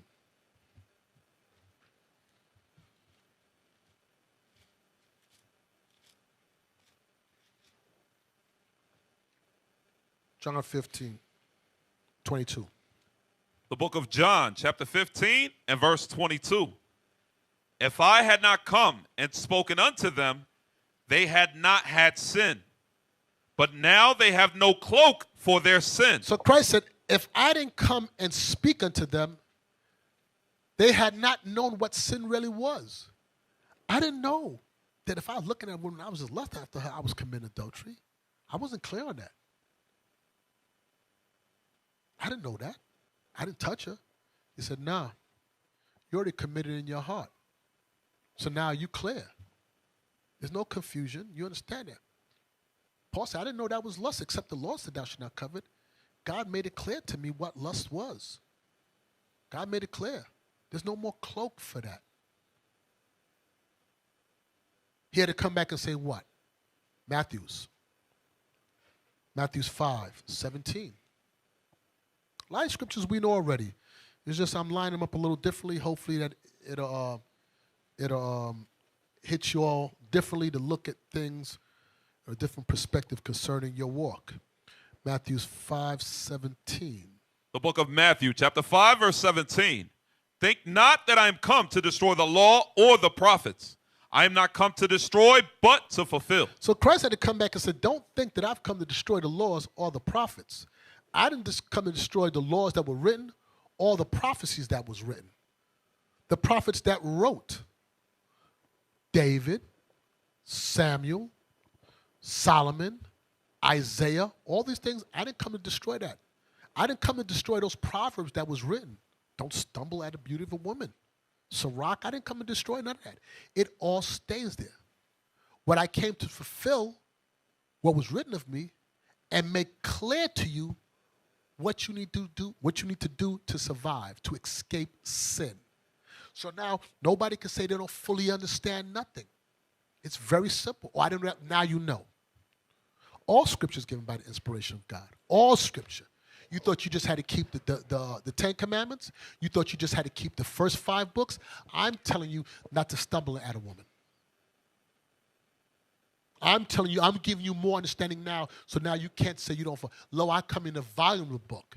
It's all of me. All of it. I am the law. I'm telling you all that. So follow everything I give you if you want to escape sin. So how can we stand before God in that day, Christ, our Lord and Savior, that day, and say we don't understand? We just got to make a choice. How can you say you don't know how to escape after this class if you didn't know before? Lord, I don't know how you could have known before, but let's just say that's the case. You can't say that. All of us are marked here and on listening in the world. You're marked before God. Mm-hmm. Every last one of us. That nod our head for that precept, God said, yeah, mm-hmm. Okay. You can't say it. So now, if we know all that, why do we commit sin then? Because we crazy. Something wrong with us. And God knows. That's why he's merciful. Because we don't have a healthy fear of God. We hear these classes, but it don't resonate. Well, to some. To others, it should. But no, those that don't get it, You're going to learn, but it's going to be after death. We're going to learn, but it's going to be after death, whoever it might be. Real quick, go to Romans 3:18.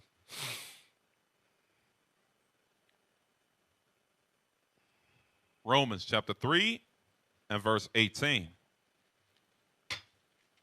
There is no fear of God before their eyes. What?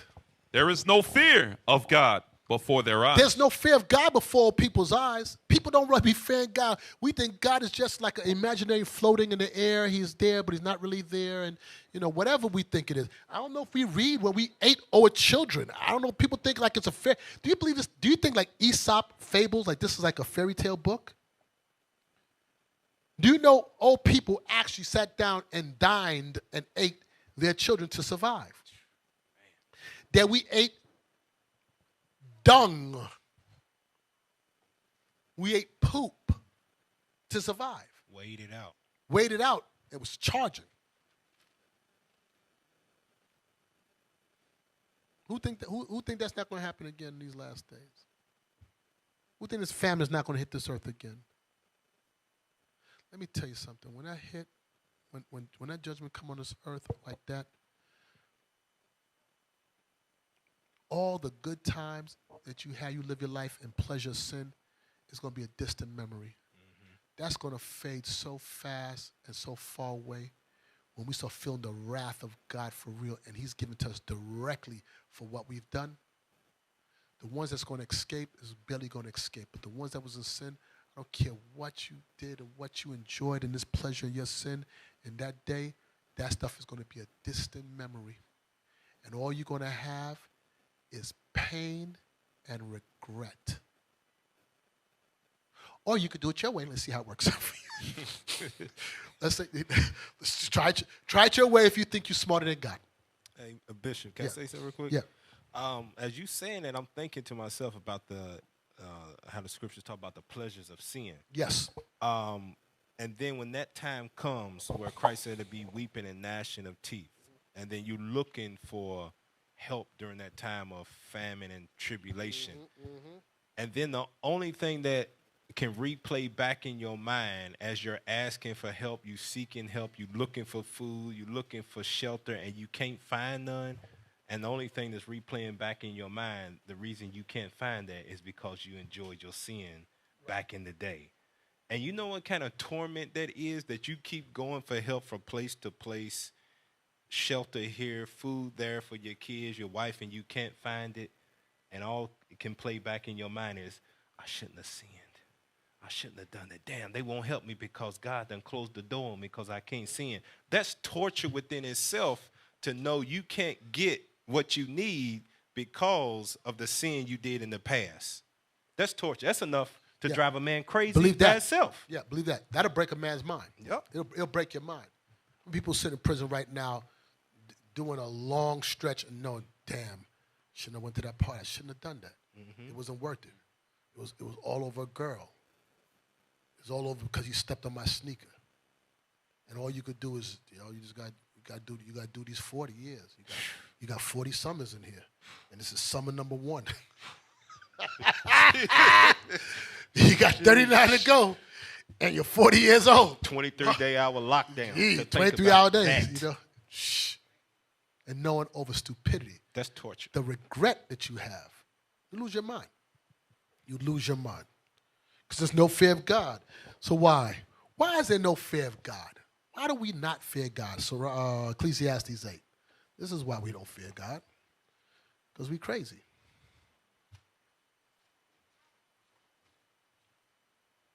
Sirach 8 and 11. Sirach chapter 8 and verse 11. Rise not up in anger. I'm sorry. Ecclesiastes 8 and 11. I'm sorry, I said Sirach. I apologize. Ecclesiastes chapter 8 and verse 11. And I said Sirach. I didn't even say Ecclesiastes. That's okay. Go ahead. I'm sorry. Because sentence against an evil work is not executed speedily, therefore the hearts of the sons of men is fully set in them to do evil. You hear that? Because what?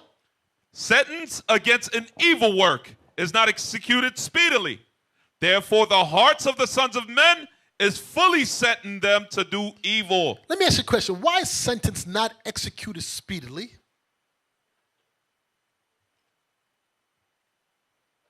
Microphone. Hey, shalom, Bishop, most on Christ, bless, sir. Because the Lord is merciful.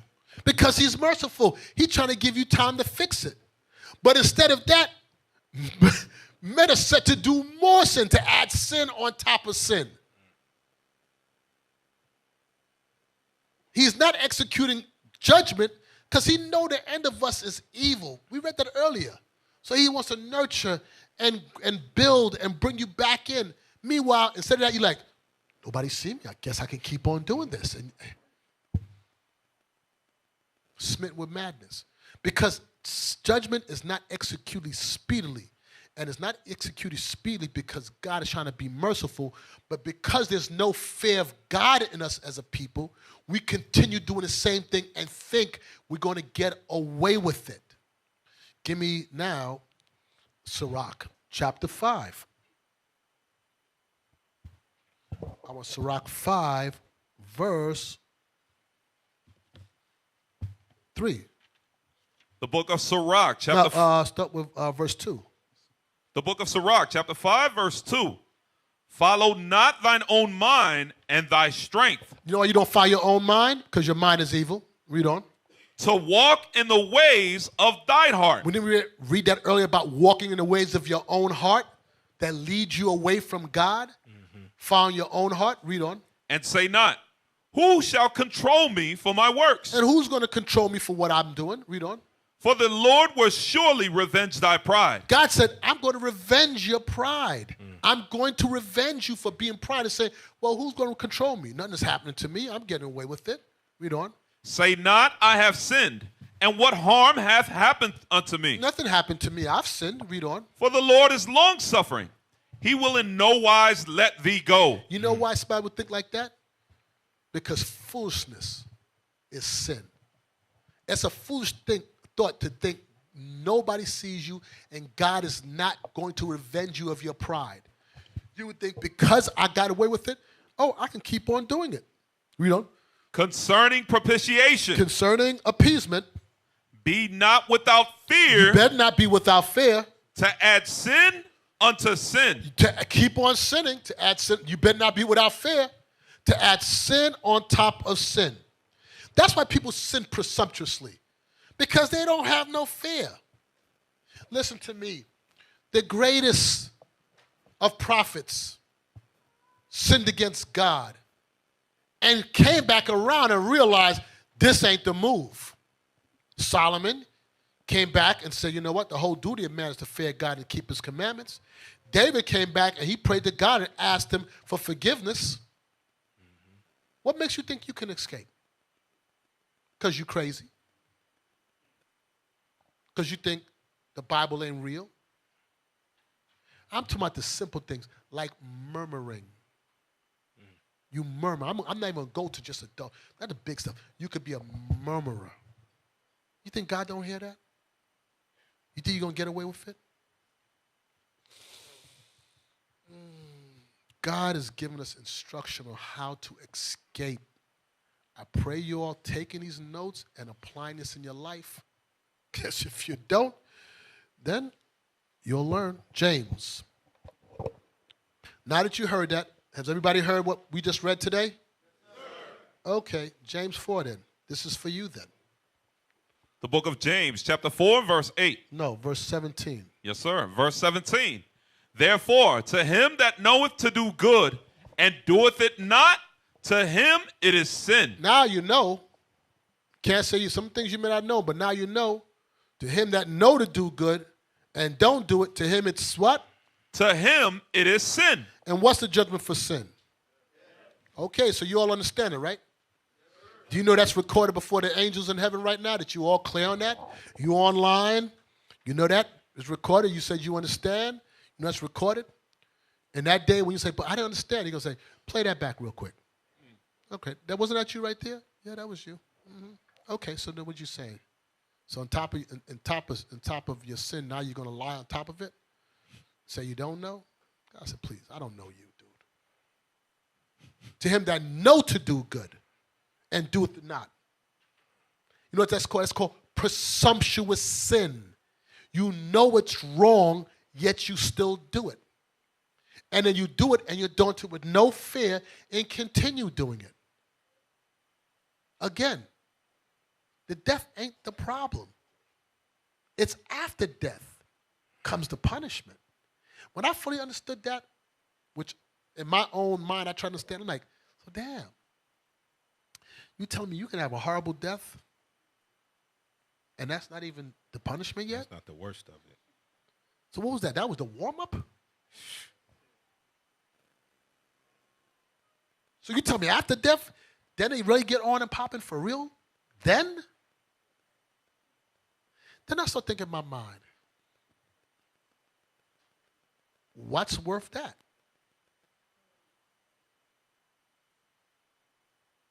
My mind, I try to weigh it out. I'm like, I can't come up with anything reasonable that's worth that. So then, wouldn't it be in my best interest to keep the commandments? I mean, that's what I think. I mean, based on what I read, I think this ain't hard to understand. But what make people think they can get away with it? Lying Christianity. Mm-hmm. God doesn't hate the sinner. He hates the sin. We're under grace. We're no longer under the law. And people are set to do evil. Why do they convince themselves? Because they love sin. Sin feels good. They love to sin.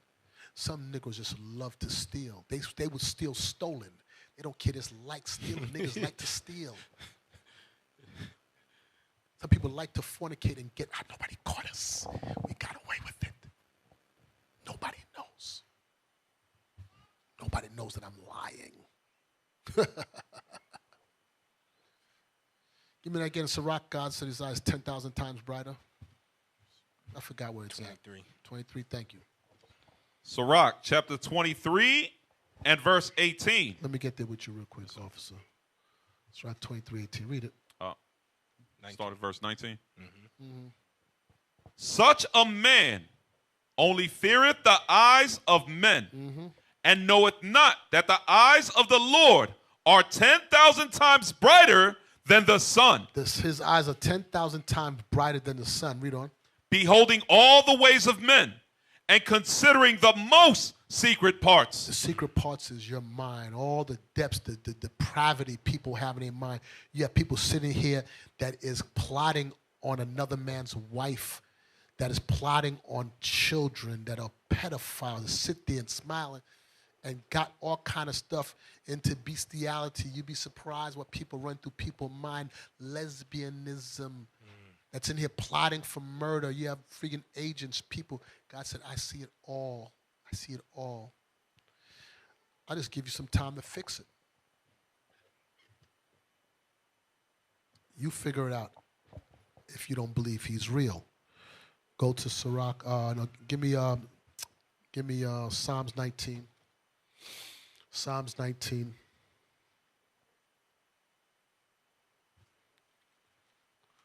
These scriptures are meant for us to examine ourselves and make sure that we are the best version of ourselves here and when we're home alone, when we're at work. I think Bishop said last week, you know the real person you're dealing with when you run to him on the street in front of other people at work. Then you know who you're really talking to. Because all you got to do is listen to how the people talk to him or her. Like that's who that person really is. Because we all put on the show here. You catch them on the street off guard and people around him, and then you'll find out who you're really dealing with. Real quick, Psalms 19, verse 13. The book of Psalms, chapter 19, verse 13. Keep back thy servant also from presumptuous sins. Keep back, Lord, keep back thy servant also from presumptuous sins. Let them not have dominion over me. Don't let them have dominion over me, God. Then shall I be upright, and I shall be innocent from the great transgression. And I shall be innocent from the great transgression. But look what it says.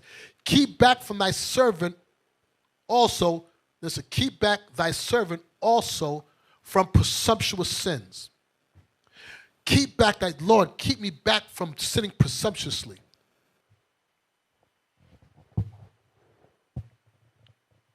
Stop me, Lord, from sinning presumptuously. How?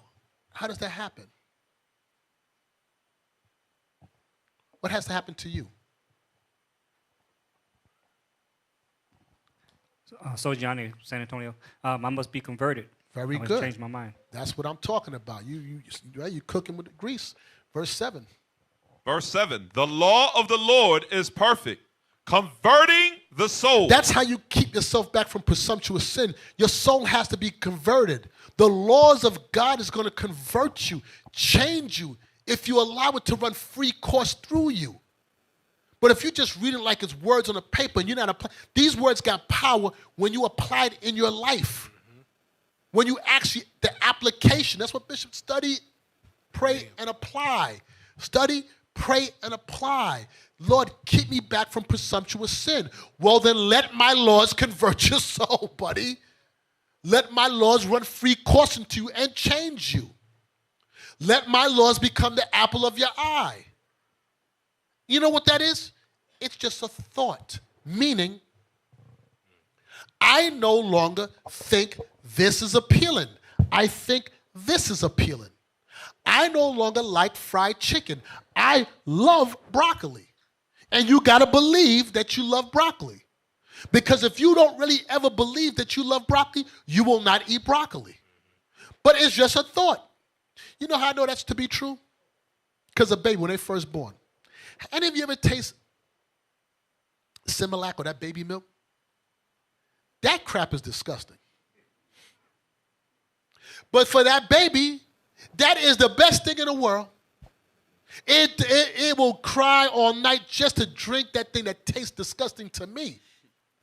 It love it. It dripping out. It just wants that because it don't know nothing else. But because we know sin, our minds are tainted. But God said, that's your fault. You better subdue your thoughts. You better bring your thoughts under subjection, and my laws better be that broccoli that you love. Figure that out. Because I gave it to you, but I ain't give it to you no more. Now you're going to have to fight for it. And this is the condition of battle. Chicken or broccoli? Some are going to say, you know what? That broccoli is good, and I love every bit of it. And some are going to say, I eat a little bit of broccoli, but I'm always going to sidestep back to that chicken. That's sin and righteousness. I'm going to do a little bit here, but sometime I'm going to dabble here. I'm going to dabble here. You think you can dabble between sin and righteousness and be righteous? Here's a simple way. Did that make sense to y'all? I'm going to make it even plainer. I got to be careful the words I use so nobody soundbite me and make me like this, but just like this. Brother says, I love God, I'm right. I converted my way. Been keeping the commandments steady for the last 10 years without sin. But today I slipped up, and he said he slept with a man. Haven't done it in 10 years. What is he? Huh? No. What is he if you sleep with a man? Nigga, you gay. Well, I didn't do it in 10 years. Okay? But you gay. But I was good for nigga, you gay. I won't do it again, and I'll get right. Okay. You can change, but right now you're gay. If you never did it again, all praises. But until then, you what? Okay, I went 5 years. I stopped. I didn't do it again. I got myself right. I'm not doing that no more. I slipped up and I did it 5 years later. Okay, so what are you? So you think you're going to do that with sin? I've been keeping those commandments, but you're a sinner.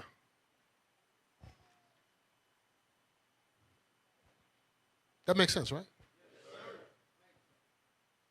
Yeah, that makes sense to me. Where we leave off at? Verse 7, sir. Yeah, read it again. Psalms chapter 19, verse 7. The law of the Lord is perfect, converting the soul. The testimony of the Lord is sure, making wise the simple. The testimony of the law is sure, making wise the simple, making wise the foolish. The simple is the foolish. The laws are going to make the foolish wise. Because the thought of foolishness is what? But a wise man going to know, I'm not going to entertain that. If it comes to my mind, I'm not going to entertain that.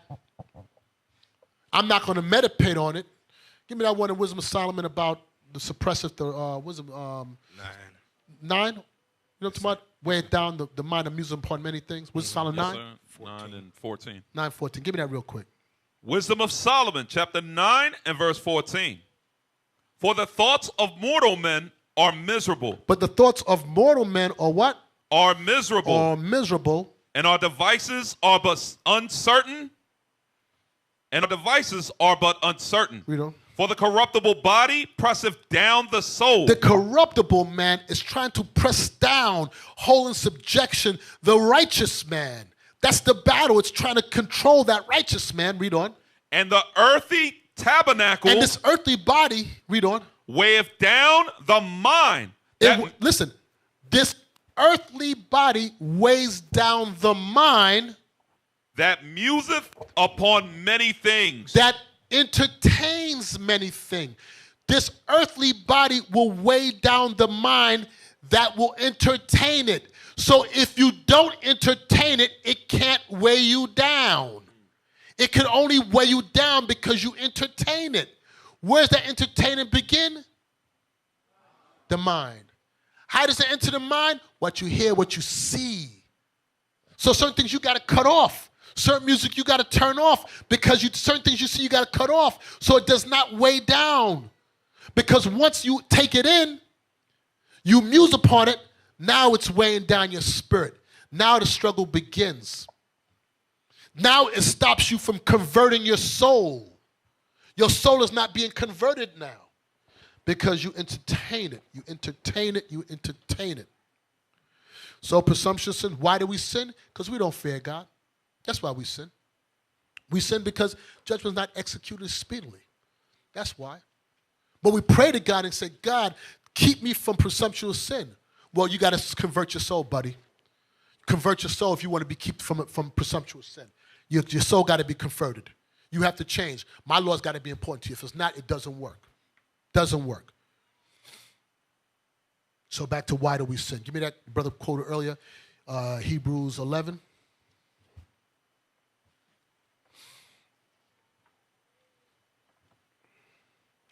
I know you guys like bells and whistles in your classes and videos and stuff to laugh at. And that's good too. But here, today, this is about learning how to apply these things so you can survive and escape sin. Y'all paying attention? Yes, sir. Where's it? Enjoy pleasure. 25? Yeah, read that real quick. Hebrews chapter 11 and verse 25.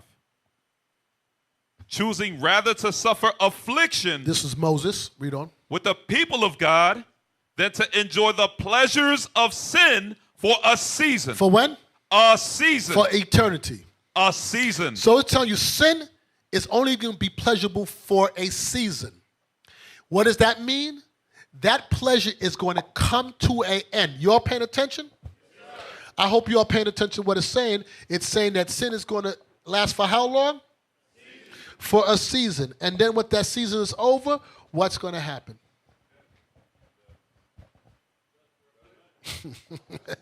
And then when that season's over, it's on and popping. Watch this. Go to Sirach 11:27.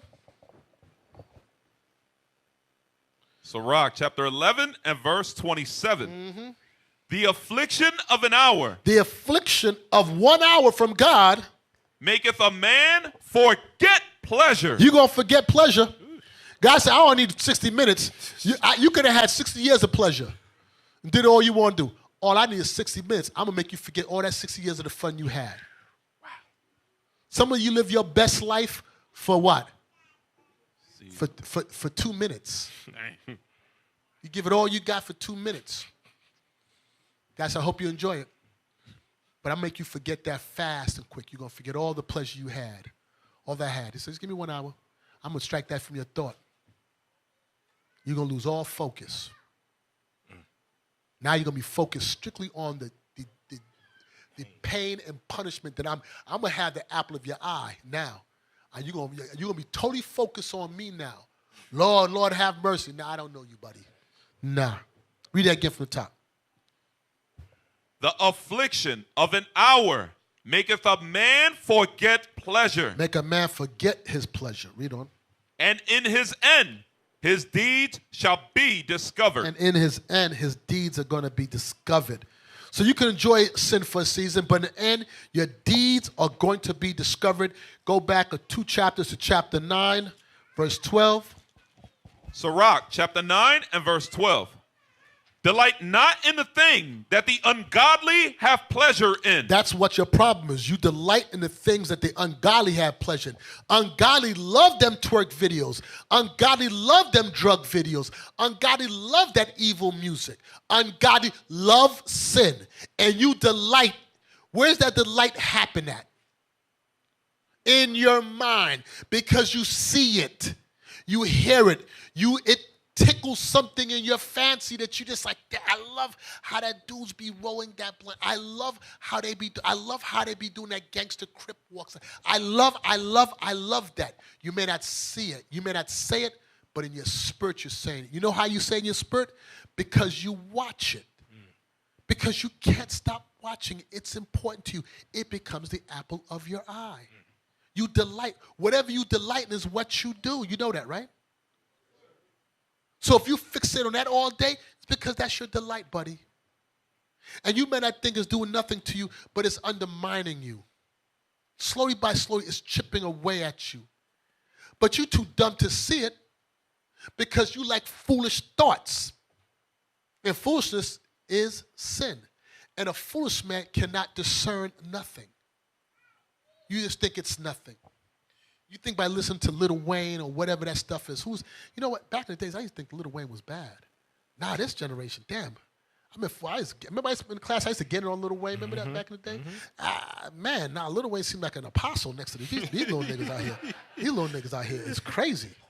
These little niggas there. I'm telling you, the music y'all listen to now is reached beyond heavens. God coming back for this judgment. You talking about murder music? What's that one, the painted face? Yo, who's that right there? Oh, that's... No, I want the one. No, stay right there. Don't go nowhere. That with that colorful top on. Over. No. Up, right. Up. Oh, go cross right there. You know, I just find out. Don't tell me his name. I know his name. Don't say it. He's gay. No, give me his name. Give me say. No. Give me the first letter. Why? Young Thug. Yep. Young Thug. You know, when I first saw this dude, I said, look at this full-grown sissy right here. And then I heard he in prison on some like mass murder stuff. Mm-hmm. Man, listen. Yo, these thugs are built different. These days, I'm so confused. They said, "Dad, that nigga's really a thug." I'm like, "That's a thug?" Today. Go back. Who told you to click off of it? I'm like, hey, but he believed in Jesus. He got his cross on. Listen to me. I'm glad I'm not from generation because he'd have shot me. Because I'm like, sure, this nigga ain't no thug. Nigga what? I said, what's that? That's your auntie's blouse coat. Right Yeah. There. You got on. I forgot. That's a cashmere. The nigga wearing a cashmere, a multicolored cashmere. I would have never thought, boy, that have shot me dead in the street. Yo, that nigga ain't no thug, man. Please, I'll beat the brakes off that nigga. Nigga, what? Pat? Oh, my goodness. Yeah, nah, I'm leaving alone with you. I don't know what the thugs look like nowadays. I don't know what these thugs look like. I'm staying home. Not there talking slick to none of these Negroes out here. He comes there with some red bottoms on and shoot me. Nah, I'm good. I'll leave that stuff alone. But yeah, why do we talk about this guy for? Pleasure. What you said? Pleasure. Some people listen to him. Oh, yeah. This music y'all got this generation, man. Not that music wasn't wicked back then either, but I'm just telling you, man, stuff I hear, man, is through the roof, Okay, so you enjoy pleasure for a season, right? Delight not in ungodly. We read that already, 9 and 12? We didn't finish it. Yeah, read it again. Sirach, chapter 9 and verse 12. Delight not in the thing that is ungodly, that the ungodly have pleasure in. So now you got to ask yourself, do you find delight in the things the ungodly is doing? Be honest with yourself. Stop lying to yourself. If you find pleasure in that stuff, then you got to check your spirit. Something's wrong, buddy. Something's wrong. You halt between two decisions right now, God and the world. You're a little confused. Read on. But remember. But what? But remember. I want you to remember this. Read on. They shall not go unpunished. You better remember, God said these people ain't going. So if you delight in that, remember, they're not going to go unpunished. And guess what? You right along with them. You better remember they're going to get punished. Oh, but you delight in that? Okay, God said, okay. You're going to die right along with them. Read on.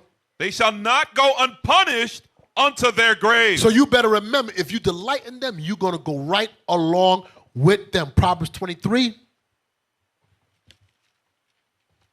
Cashmere, pop.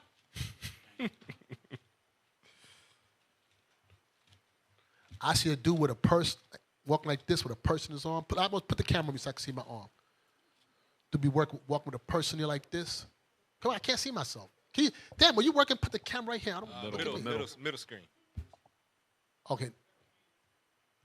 You can't put me on this screen right here. Middle. I'm asking too much. Greenleaf.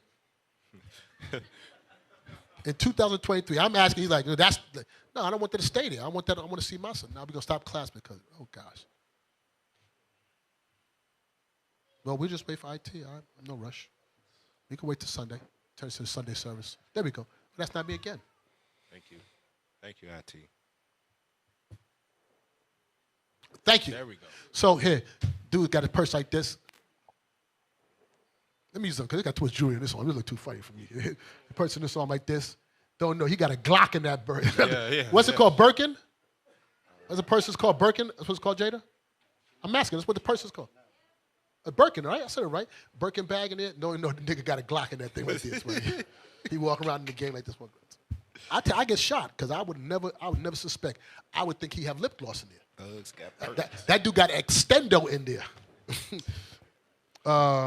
Pleasure of sin, right? Proverbs 23, verse 17. Proverbs chapter 23 and verse 17. Let not thine heart envy sinners, but be thou in the fear of the Lord all the day long. All day, your mind better be fixed. You better not envy the sinners, but your mind better be in the fear of the Lord. If you want to escape sin, you better be in the fear of the Lord all day, some of the day. Some of the day. All of the day long. All the 8 hours. All the day long. You better be in the fear of God all the day long. Read on. For surely there is an end. For surely there is an end. And thine expectation shall not be cut off. And that expectation shall not be cut off. Surely there is going to be an end. So you better be in the fear of the Lord all day long because that is going to come to an end, buddy. That's going to come to an end. You want to know how to escape sin? Well, here you go. This is very simple. All the day long. That's what it said. All the day long. 2 Peter's. How much time I got? Tell my story. You got 30 minutes. Oh, yeah. We got good. 2 Peter's chapter 2. All the day long. I don't know no other definition of all the day other than all the day. 2 Peter's 2 and 12. The book of 2 Peter, chapter 2 and verse 12. But these, as natural brute beasts, made to be taken and destroyed, speak evil of the things that they understand not, and shall utterly perish in their own corruption. They're going to perish in their own, read on. And shall receive the reward of unrighteousness. And can receive the what? Reward of unrighteousness. And they are going to receive the reward of unrighteousness. They're going to receive. That's going to be their payment. Who's going to get that? These naturally brute beasts. Read on. As they that counted pleasure to riot in the daytime, spots they are and blemishes, sporting themselves with their own deceivings, while they feast with you. You have people that sit amongst us right now that shall receive the reward of unrighteous, that count it pleasure to riot, to be disorderly. In other words, to sin. They love it so, and they sit right here amongst you. But don't worry, they're going to receive the reward of unrighteousness. There's a payment. There is an expected end to that. It says, sporting themselves with their own deceivings while they feast with you. Read on. Having eyes full of adultery. Their eyes are full of adultery. I thought their eyes were supposed to be filled with the laws of God. But their eyes, their mind is full. Their mind is focused on fornicating. Read on. And that cannot cease. And cannot what? Cease. They cannot cease. This is what happens when you're in sin regularly. You cannot cease from sinning. Dabble with sin and see what you get. It gets to a point where it overtakes you and you can't even stop sinning no more.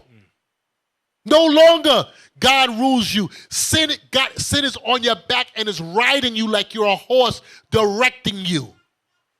You can't sin. You can't stop sinning. Who want to become that? Who don't believe the scripture says that's going to happen to some people? That you cannot stop sinning. Play with God and see. Well, I'm going to do this for a while, then I'm going to get myself right. Go ahead, stupid. Go ahead, dummy. They cannot cease from sinning. Beguiling unstable souls. And they beguile some of you dummies in here that fall right because you love it so. Read on. And heart they have, exercised with covetous practices. Cursed children. Cursed. Damn. Cursed children. Damn. Read on. Which have forsaken the right way and are gone astray. They went astray away from the commandments. Read on. Following the way of Balaam, the son of Besor, who loved the wages of unrighteousness. They got so bewitched, like Balaam. They love the wages of unrighteousness. They love it. That's why some people can't escape it, because some people love to be wicked. You understand that? Some people, they get off on that. They love to be wicked. They don't really want to change, nor at a certain point can it even change anymore because they so far gone. You ever met some people that's so far gone into drugs that they can't even, they know it's bad for them, but they can't even put it down? Some people that's so far gone in sin, they can't even stop it. Now, I don't know if I want to say this. I am going to say it, but I'm just going to give you my spin. This is my spin on it. I look at people like R. Kelly. I don't even know how he was able to escape the first case with a video. That's how you know this world's unrighteous. Dude, there's a video. How do you convince a whole jury and pay off people? Nigga, that's you. I'm looking at you right now. That's your face. You turn to look at the camera. How do you, I don't know how he beat that case. Said it was his twin brother. And his brother, who he said it was, said, that ain't me. He got a younger brother or older. He said, that ain't me. But they don't look, they look alike, but not that much alike. And the dude said, that ain't me. And he was able to, that's how you know this world's unrighteous. He had to beat the case. Okay, you got off, you beat the case. Damn. And then you go back and do the same thing and record video again? Why would he do that? He loved the wages. He cannot control it. He's so far gone, he couldn't stop even if he wanted to. You would think he like, yo, I scared away from that. I ain't doing that, no. I'm going to find women of age that look young, but I ain't doing that. I ain't taking no video. When they asked him, do you like young girls? He said, at 45, he says, what do you consider young? Right. He said. That's why I said, this nigga a freak. This nigga nasty. He pounded apart there. He's like, so what are we talking about, young? Nigga, you almost 50 years old. He was like, mean 16 or do you mean 17? Oh my goodness. Oh my goodness. What an evil demon on that dude. He could not stop. He loved the wages of unrighteousness. And look what he got. He got paid for it.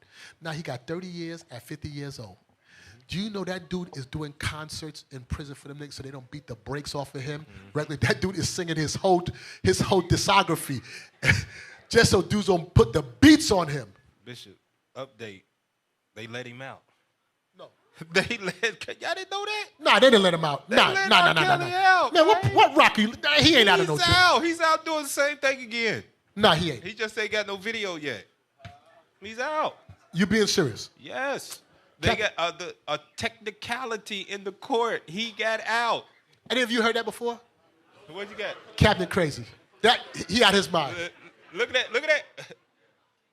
Boom. There you go. He out. Where's this? What's the news feed? Go scroll down. No, that ain't real. Scroll up. Scroll. The Tribune. That's the New York Times. That's made up. What's the date? I don't believe that. Hell no. Nigga, you can't fool me. You can't fool. What's the date on that? He's out. No, he's not out of jail. That's January 30th. No, this world's evil as hell. No way. No way. No way. You all heard that before? He's out. With that, I say shalom. Listen, I'm good. I'm good. There's no way. There's no way. No way. There's no way. They get that dude 30 years. Okay. The listening audience online, type in that group, is R. Kelly out of jail for real? All I could imagine, this is me, my mind is messed up. I'm telling you right now, my mind ain't right. I'm thinking R. Kelly's in prison right now, and he's in a bad place because all his songs was lustful songs. And there's nothing but niggas in jail. And he's saying, I don't see nothing wrong. and there's some old big burly Negro. And got him in here not high notes, you know. You remind me of my cheek. He ain't out of prison. Say they dropping the charges. I'm going to look into it because I can't imagine. He'll be back. He'll be back. No, I'm getting distracted with this guy. Hold on, let me finish my class. How to escape sin. Ecclesiastes 9:11. If he's out of prison, this world is really, well, I already know the world's evil anyway, but whatever. Ecclesiastes chapter 9 and verse 10. Unbelievable. Whatsoever thy hand findeth to do, do it with thy might.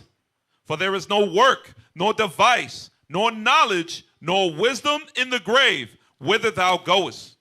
Does that time and chance happen to all men?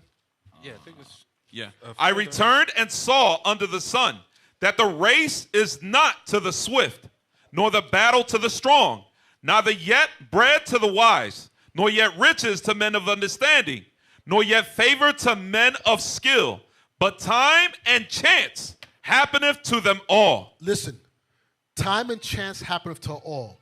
Hey, I'm going to help you out right now in the listening audience online and right here.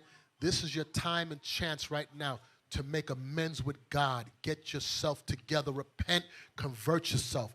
This is your chance. You can't do it from the grave, and you're not going to do it when he judges earth. That ain't the time. So now you can either be retarded and continue in your sin and escape now and get your mind right, or stay doing what you're doing your way. Deacon just wrote me and said he ain't out. They're trying to give him 20 years. Did I read that right? He's not out. Okay, thank you. Thank you. I can't imagine let that nigga out of jail. I'm just going by what the New York Times said. Time and chance is given to you. The Lord is giving you a way to escape. He's telling you, this is it. Learn what sin is. Why do you sin? So you understand how your mind is wicked, how to overcome it, how to flee from it. Here's your opportunity now. 1 Corinthians 10.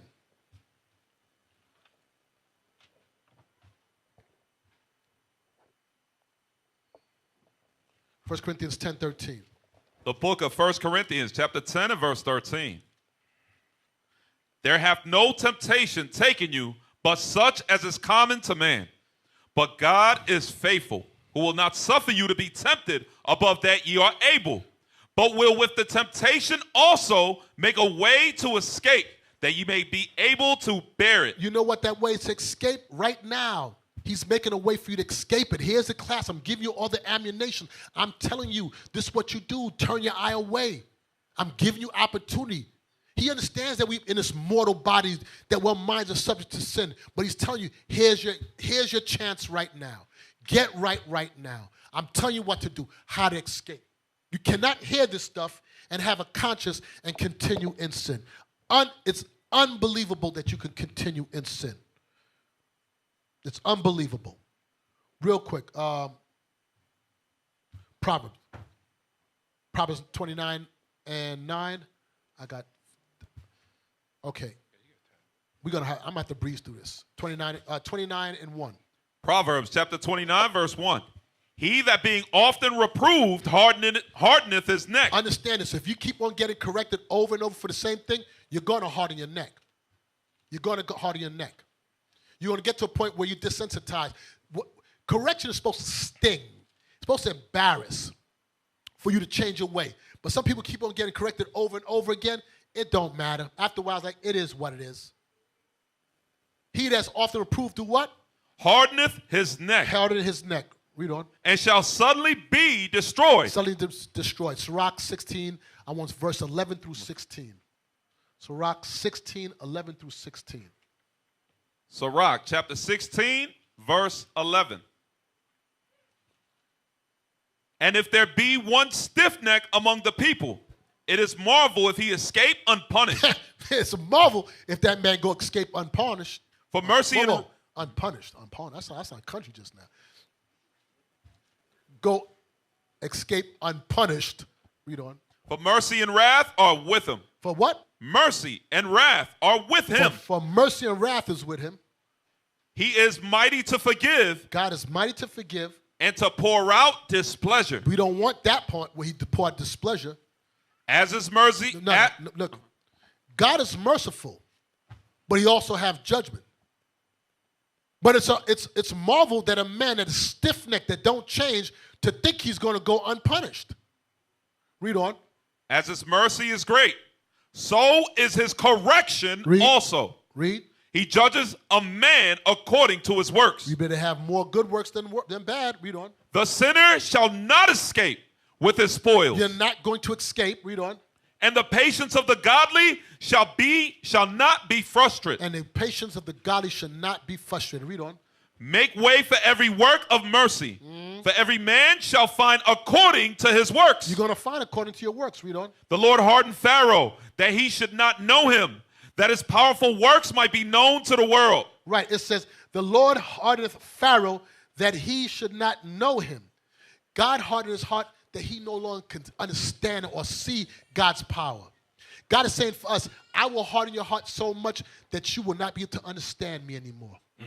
He said, I get to the point, I don't even want you to understand me no more.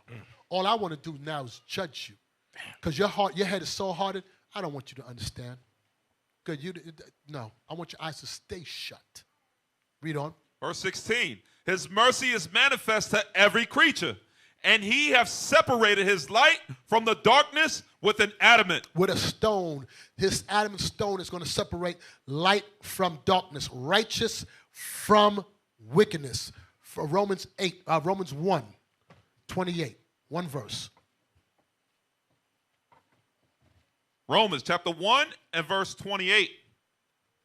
And even as they did not like to retain God in their knowledge. Because you didn't like to retain God in your knowledge. You didn't want to retain him, his knowledge. Read on. God gave them over to a reprobate mind. He said, Galang, go ahead. He gave your mind over to a reprobate mind. A mind that's void of judgment, void of understanding, void of what's right and wrong. Who wants to be like that where you no longer understand, you don't have a conscience, an unction to do different? You can't discern what's wrong anymore. Play with God. Read on. To do those things which are not convenient. That's not going to be good for you because what he's going to bring is judgment. Read on. Being filled with all unrighteousness, fornication, wickedness, covetousness, maliciousness, full of envy, murder, debate, deceit, malignity, When whispers. When your mind is full of all these things, like what? Being filled with unrighteousness, with fornication, with wickedness, with covetousness, with maliciousness, with envy, with murder, with debate, with deceit. Some people have a spirit of debate and arguing, and they're blinded by it. God give you over to that. Some people just an argumentative person that's unhappy, that can never be happy. Why they like that? Because it's a lust that's in them that enjoy being at contention. It fills their spirit with joy to be always making argument and debate, and they can't see that. Anyway, we've been talking about lust, but it's not just lust.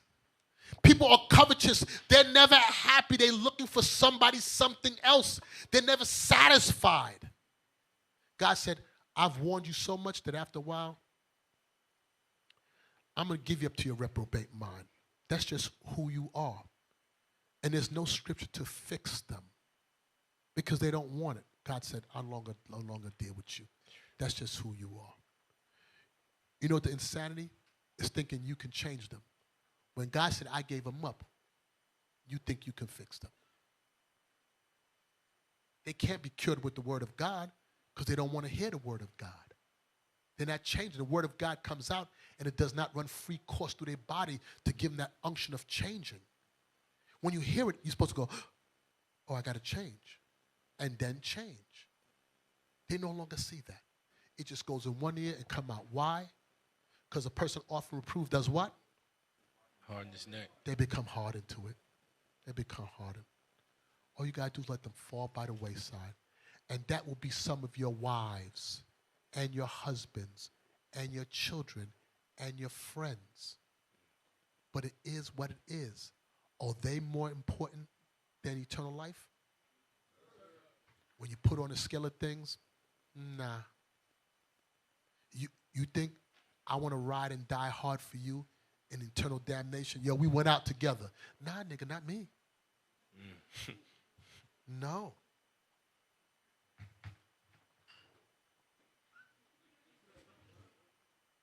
Deuces.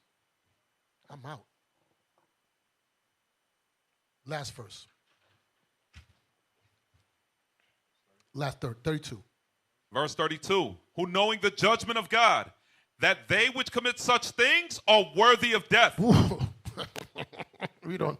Not only do the same, but have pleasure in them that do them. And them type of spirits try to drag other spirits down with them. That's why you got to watch who you're around, because they'll drag you down into their foolishness. Nah, we good. We all good until we keep a healthy relationship, friendship, marriages. Listen, I'm keeping these commandments. And I'm riding with you if you keeping the commandments. The minute you ain't keeping the commandments, I ain't riding with you. And that person's supposed to feel the same way about you. So I know that you ain't with me if I stop keeping the commandments, and know for certain I ain't with you if you stop keeping the commandments. So we know the parameters that we're playing in, right? So we good.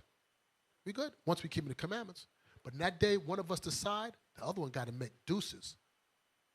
This is a war. This is a battle. I can't sit out here in this field and die with you. Now, you can come on, but if you ain't coming, this is what it is. You know? Just is what it is. Sirach 4:17. Sirach chapter 4, verse 17. For at the first she will walk with him by crooked ways. Yeah, listen. Wisdom is going to walk with you at first by your crooked ways, because you know what? We didn't know better. We learned that God knows that. God knows these people ain't right. Read on. And bring fear and dread upon him. And put fear and dread upon him. Jump down to verse 19. Verse 19. But if he go wrong. She will forsake him. But she go wrong. If he go wrong, she will forsake him. And give him over to his own ruin. And she will give him over to his own ruin. She will forsake him. Jump to, give me 2 Chronicles 15. What time is it? Damn. 2 Chronicles 15. 1 and 2. 2 Chronicles chapter 15 and verse 1. And the Spirit of God came upon Azariah the son of Oded. And he went out to meet Asa. And he said unto him, Hear ye me, Asa, and all Judah and Benjamin. The Lord is with you while you be with him. God is with you while you be with him. And if ye seek him, he will be found of you. And if you seek him, he's going to be found of him. He's going to be found of you if you seek for him. What do you seek from? Right here. Search the scriptures. That's how you find him. Read on. But if ye forsake him, but if you forsake God, he will forsake you. He will forsake you. That seems cut and dry. Forsake God. Forsake God for whatever reason you want to forsake him. He's going to forsake you. Here's the thing with people forsaking God. I don't get it. And I'm telling you something. I understand it vividly. We are some ungrateful people. God bless you with life. God bless you with the things you want in life. He give you your health. He put a roof over your head. He give you a husband, a wife. He give you children. And you still will not choose him. You will choose family. You will choose money over him. He's, goddamn, how much more can I give you? And you still choose, what else has he got left to do but to kill you? How would you feel if I chose this woman, I give her everything, and she don't choose me? She choose Pablo over you, and you the one that do everything for her. How would you feel, brothers?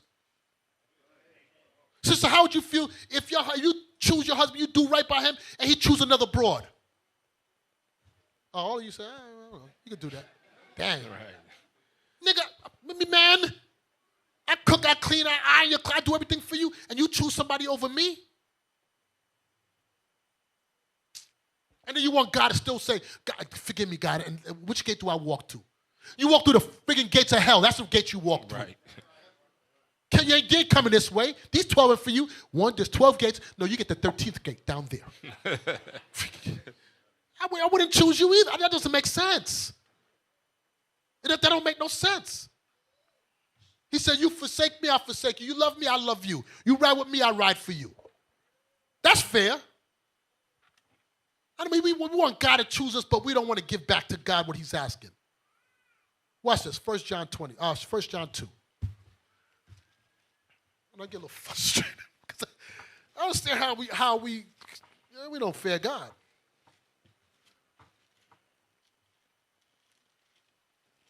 You ain't gonna get this in church. Nope. You have been done singing. Right. 1 John 2 and 20. The book of 1 John chapter 2 and verse 20. But ye have an unction from the Holy One, and ye know all things. Look up the word unction real quick. You have an unction.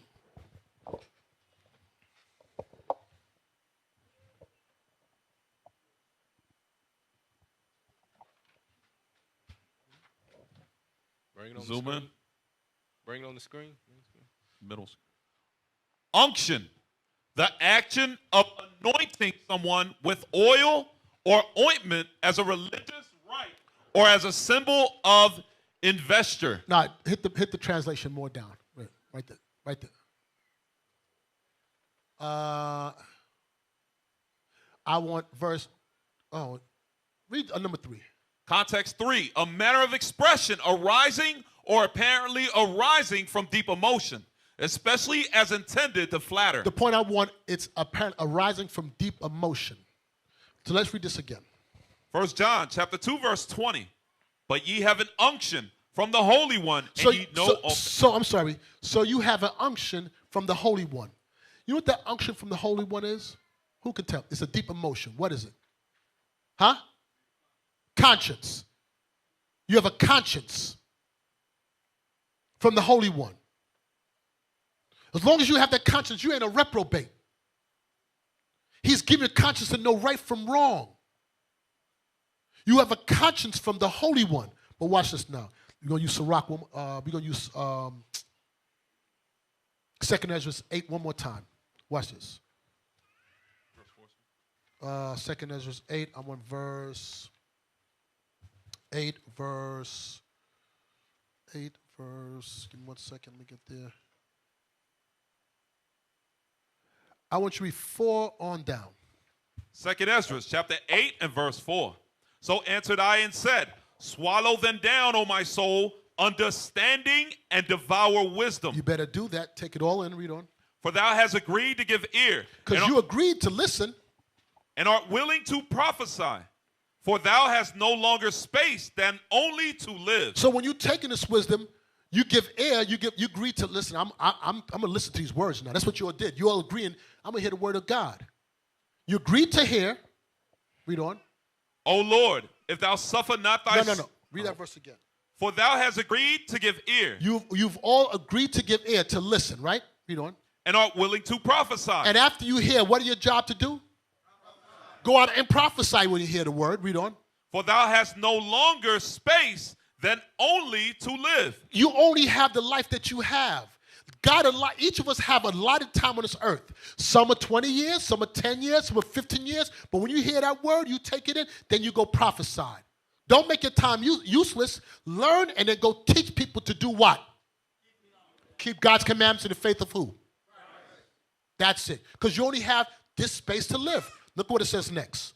O Lord, if thou suffer not thy servant, that we may pray before thee, and thou give us seed unto our heart, and culture to our understanding, that there may come fruit of it. How shall each man live that is corrupt, who beareth the place of a man? How can any man live that is corrupt? We're all corrupt. How do we live if we're corrupt? Because God gave us an unction. One day he told you, you know what? You're the Israelite. And you went, oh, snap. It happened to every last one of us. What did you say? Deuteronomy 28? Oh, snap. That's God inspiring you. That's a seed he planted. You know what that's called? That's called mercy. Because it wasn't like you deserved it. Right. He said, I'm going to give you the seed. Let's go back. Let's go through that verse again. I want you to start verse 6 again. 2 Ezra, chapter 8 and verse 6. Lord, if thou suffer not thy servant, that we may pray before thee, and thou give us seed unto our heart. And you give seed on, that's the point, that's the unction. He gave seed unto your heart. He planted that seed in your mind. Read on. And culture to our understanding. And culture to our understanding. What is the culture talking about? Another word for culture is what? Huh? No. Another word for culture. Heritage. Give me Jeremiah. What's the heritage? He gave us culture or heritage to our what? To our understanding. What is heritage?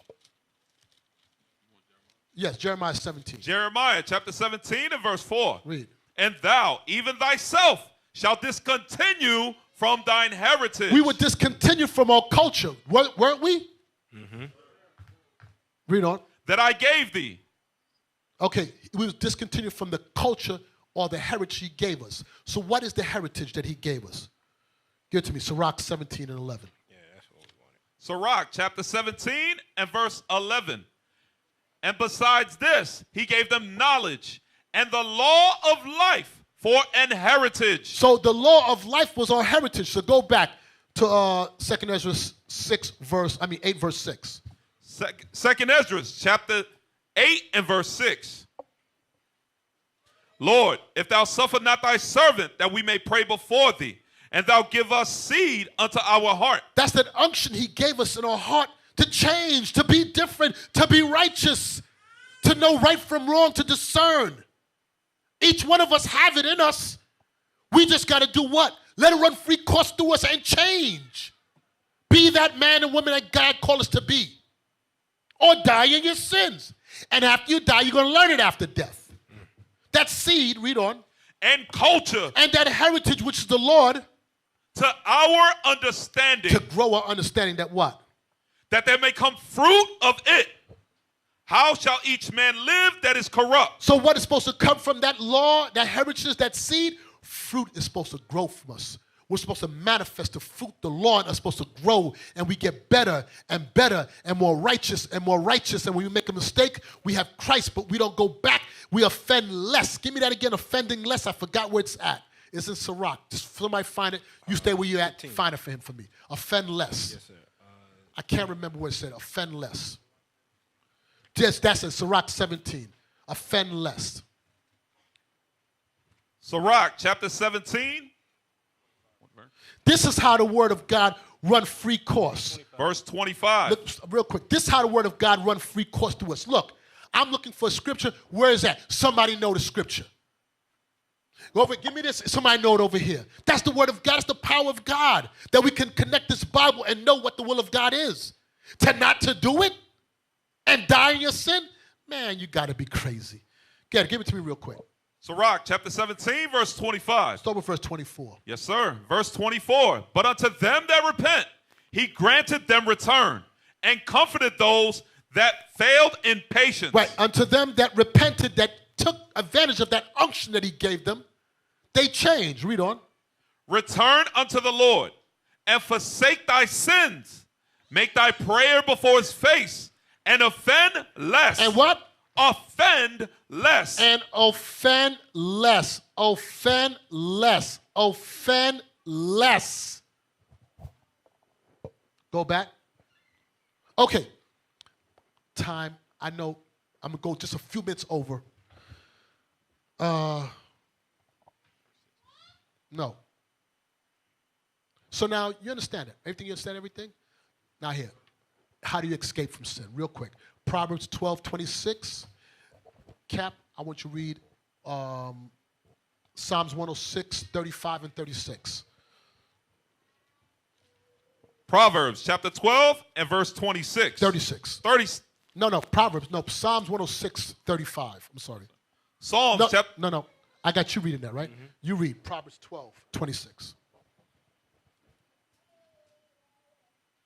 Proverbs chapter 12 and verse 26.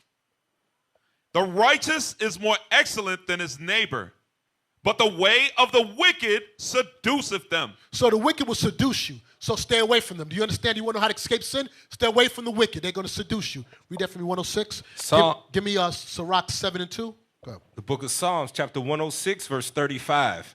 But were mingled among the heathen and learned their works. You didn't leave from them. Read on.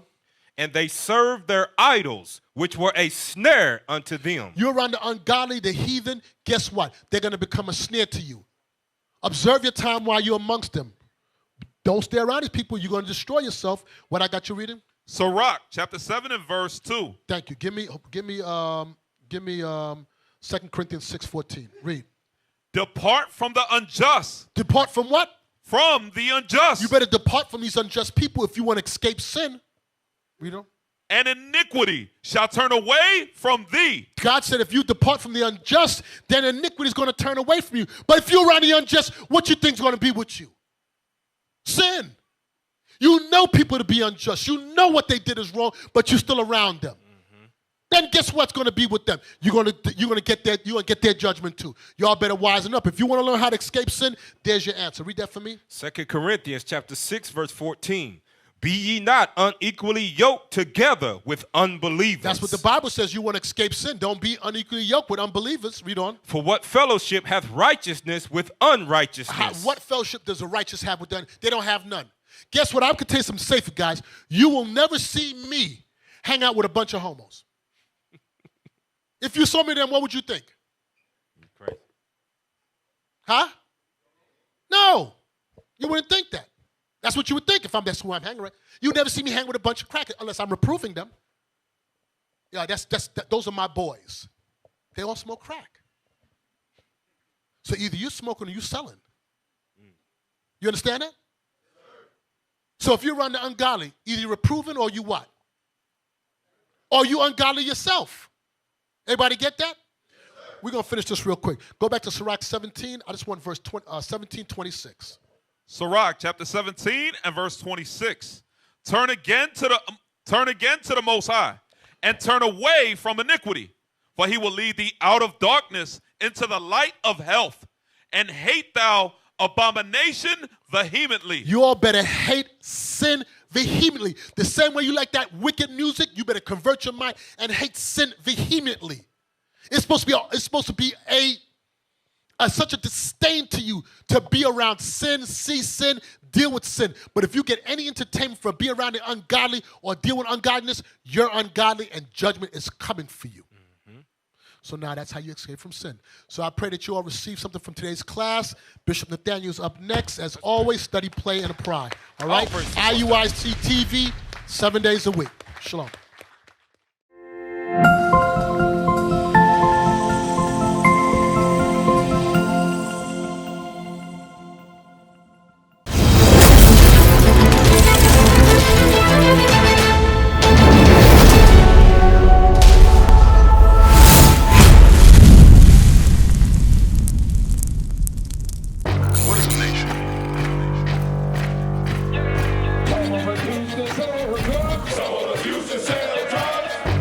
Nation is men leading by example.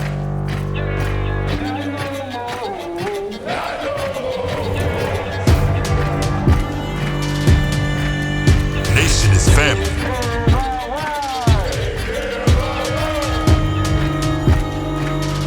Nation is community. Nation is children with role models.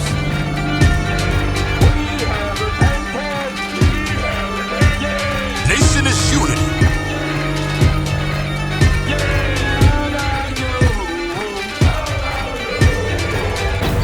Nation is you. And finally, my brethren, be strong in the Lord, His word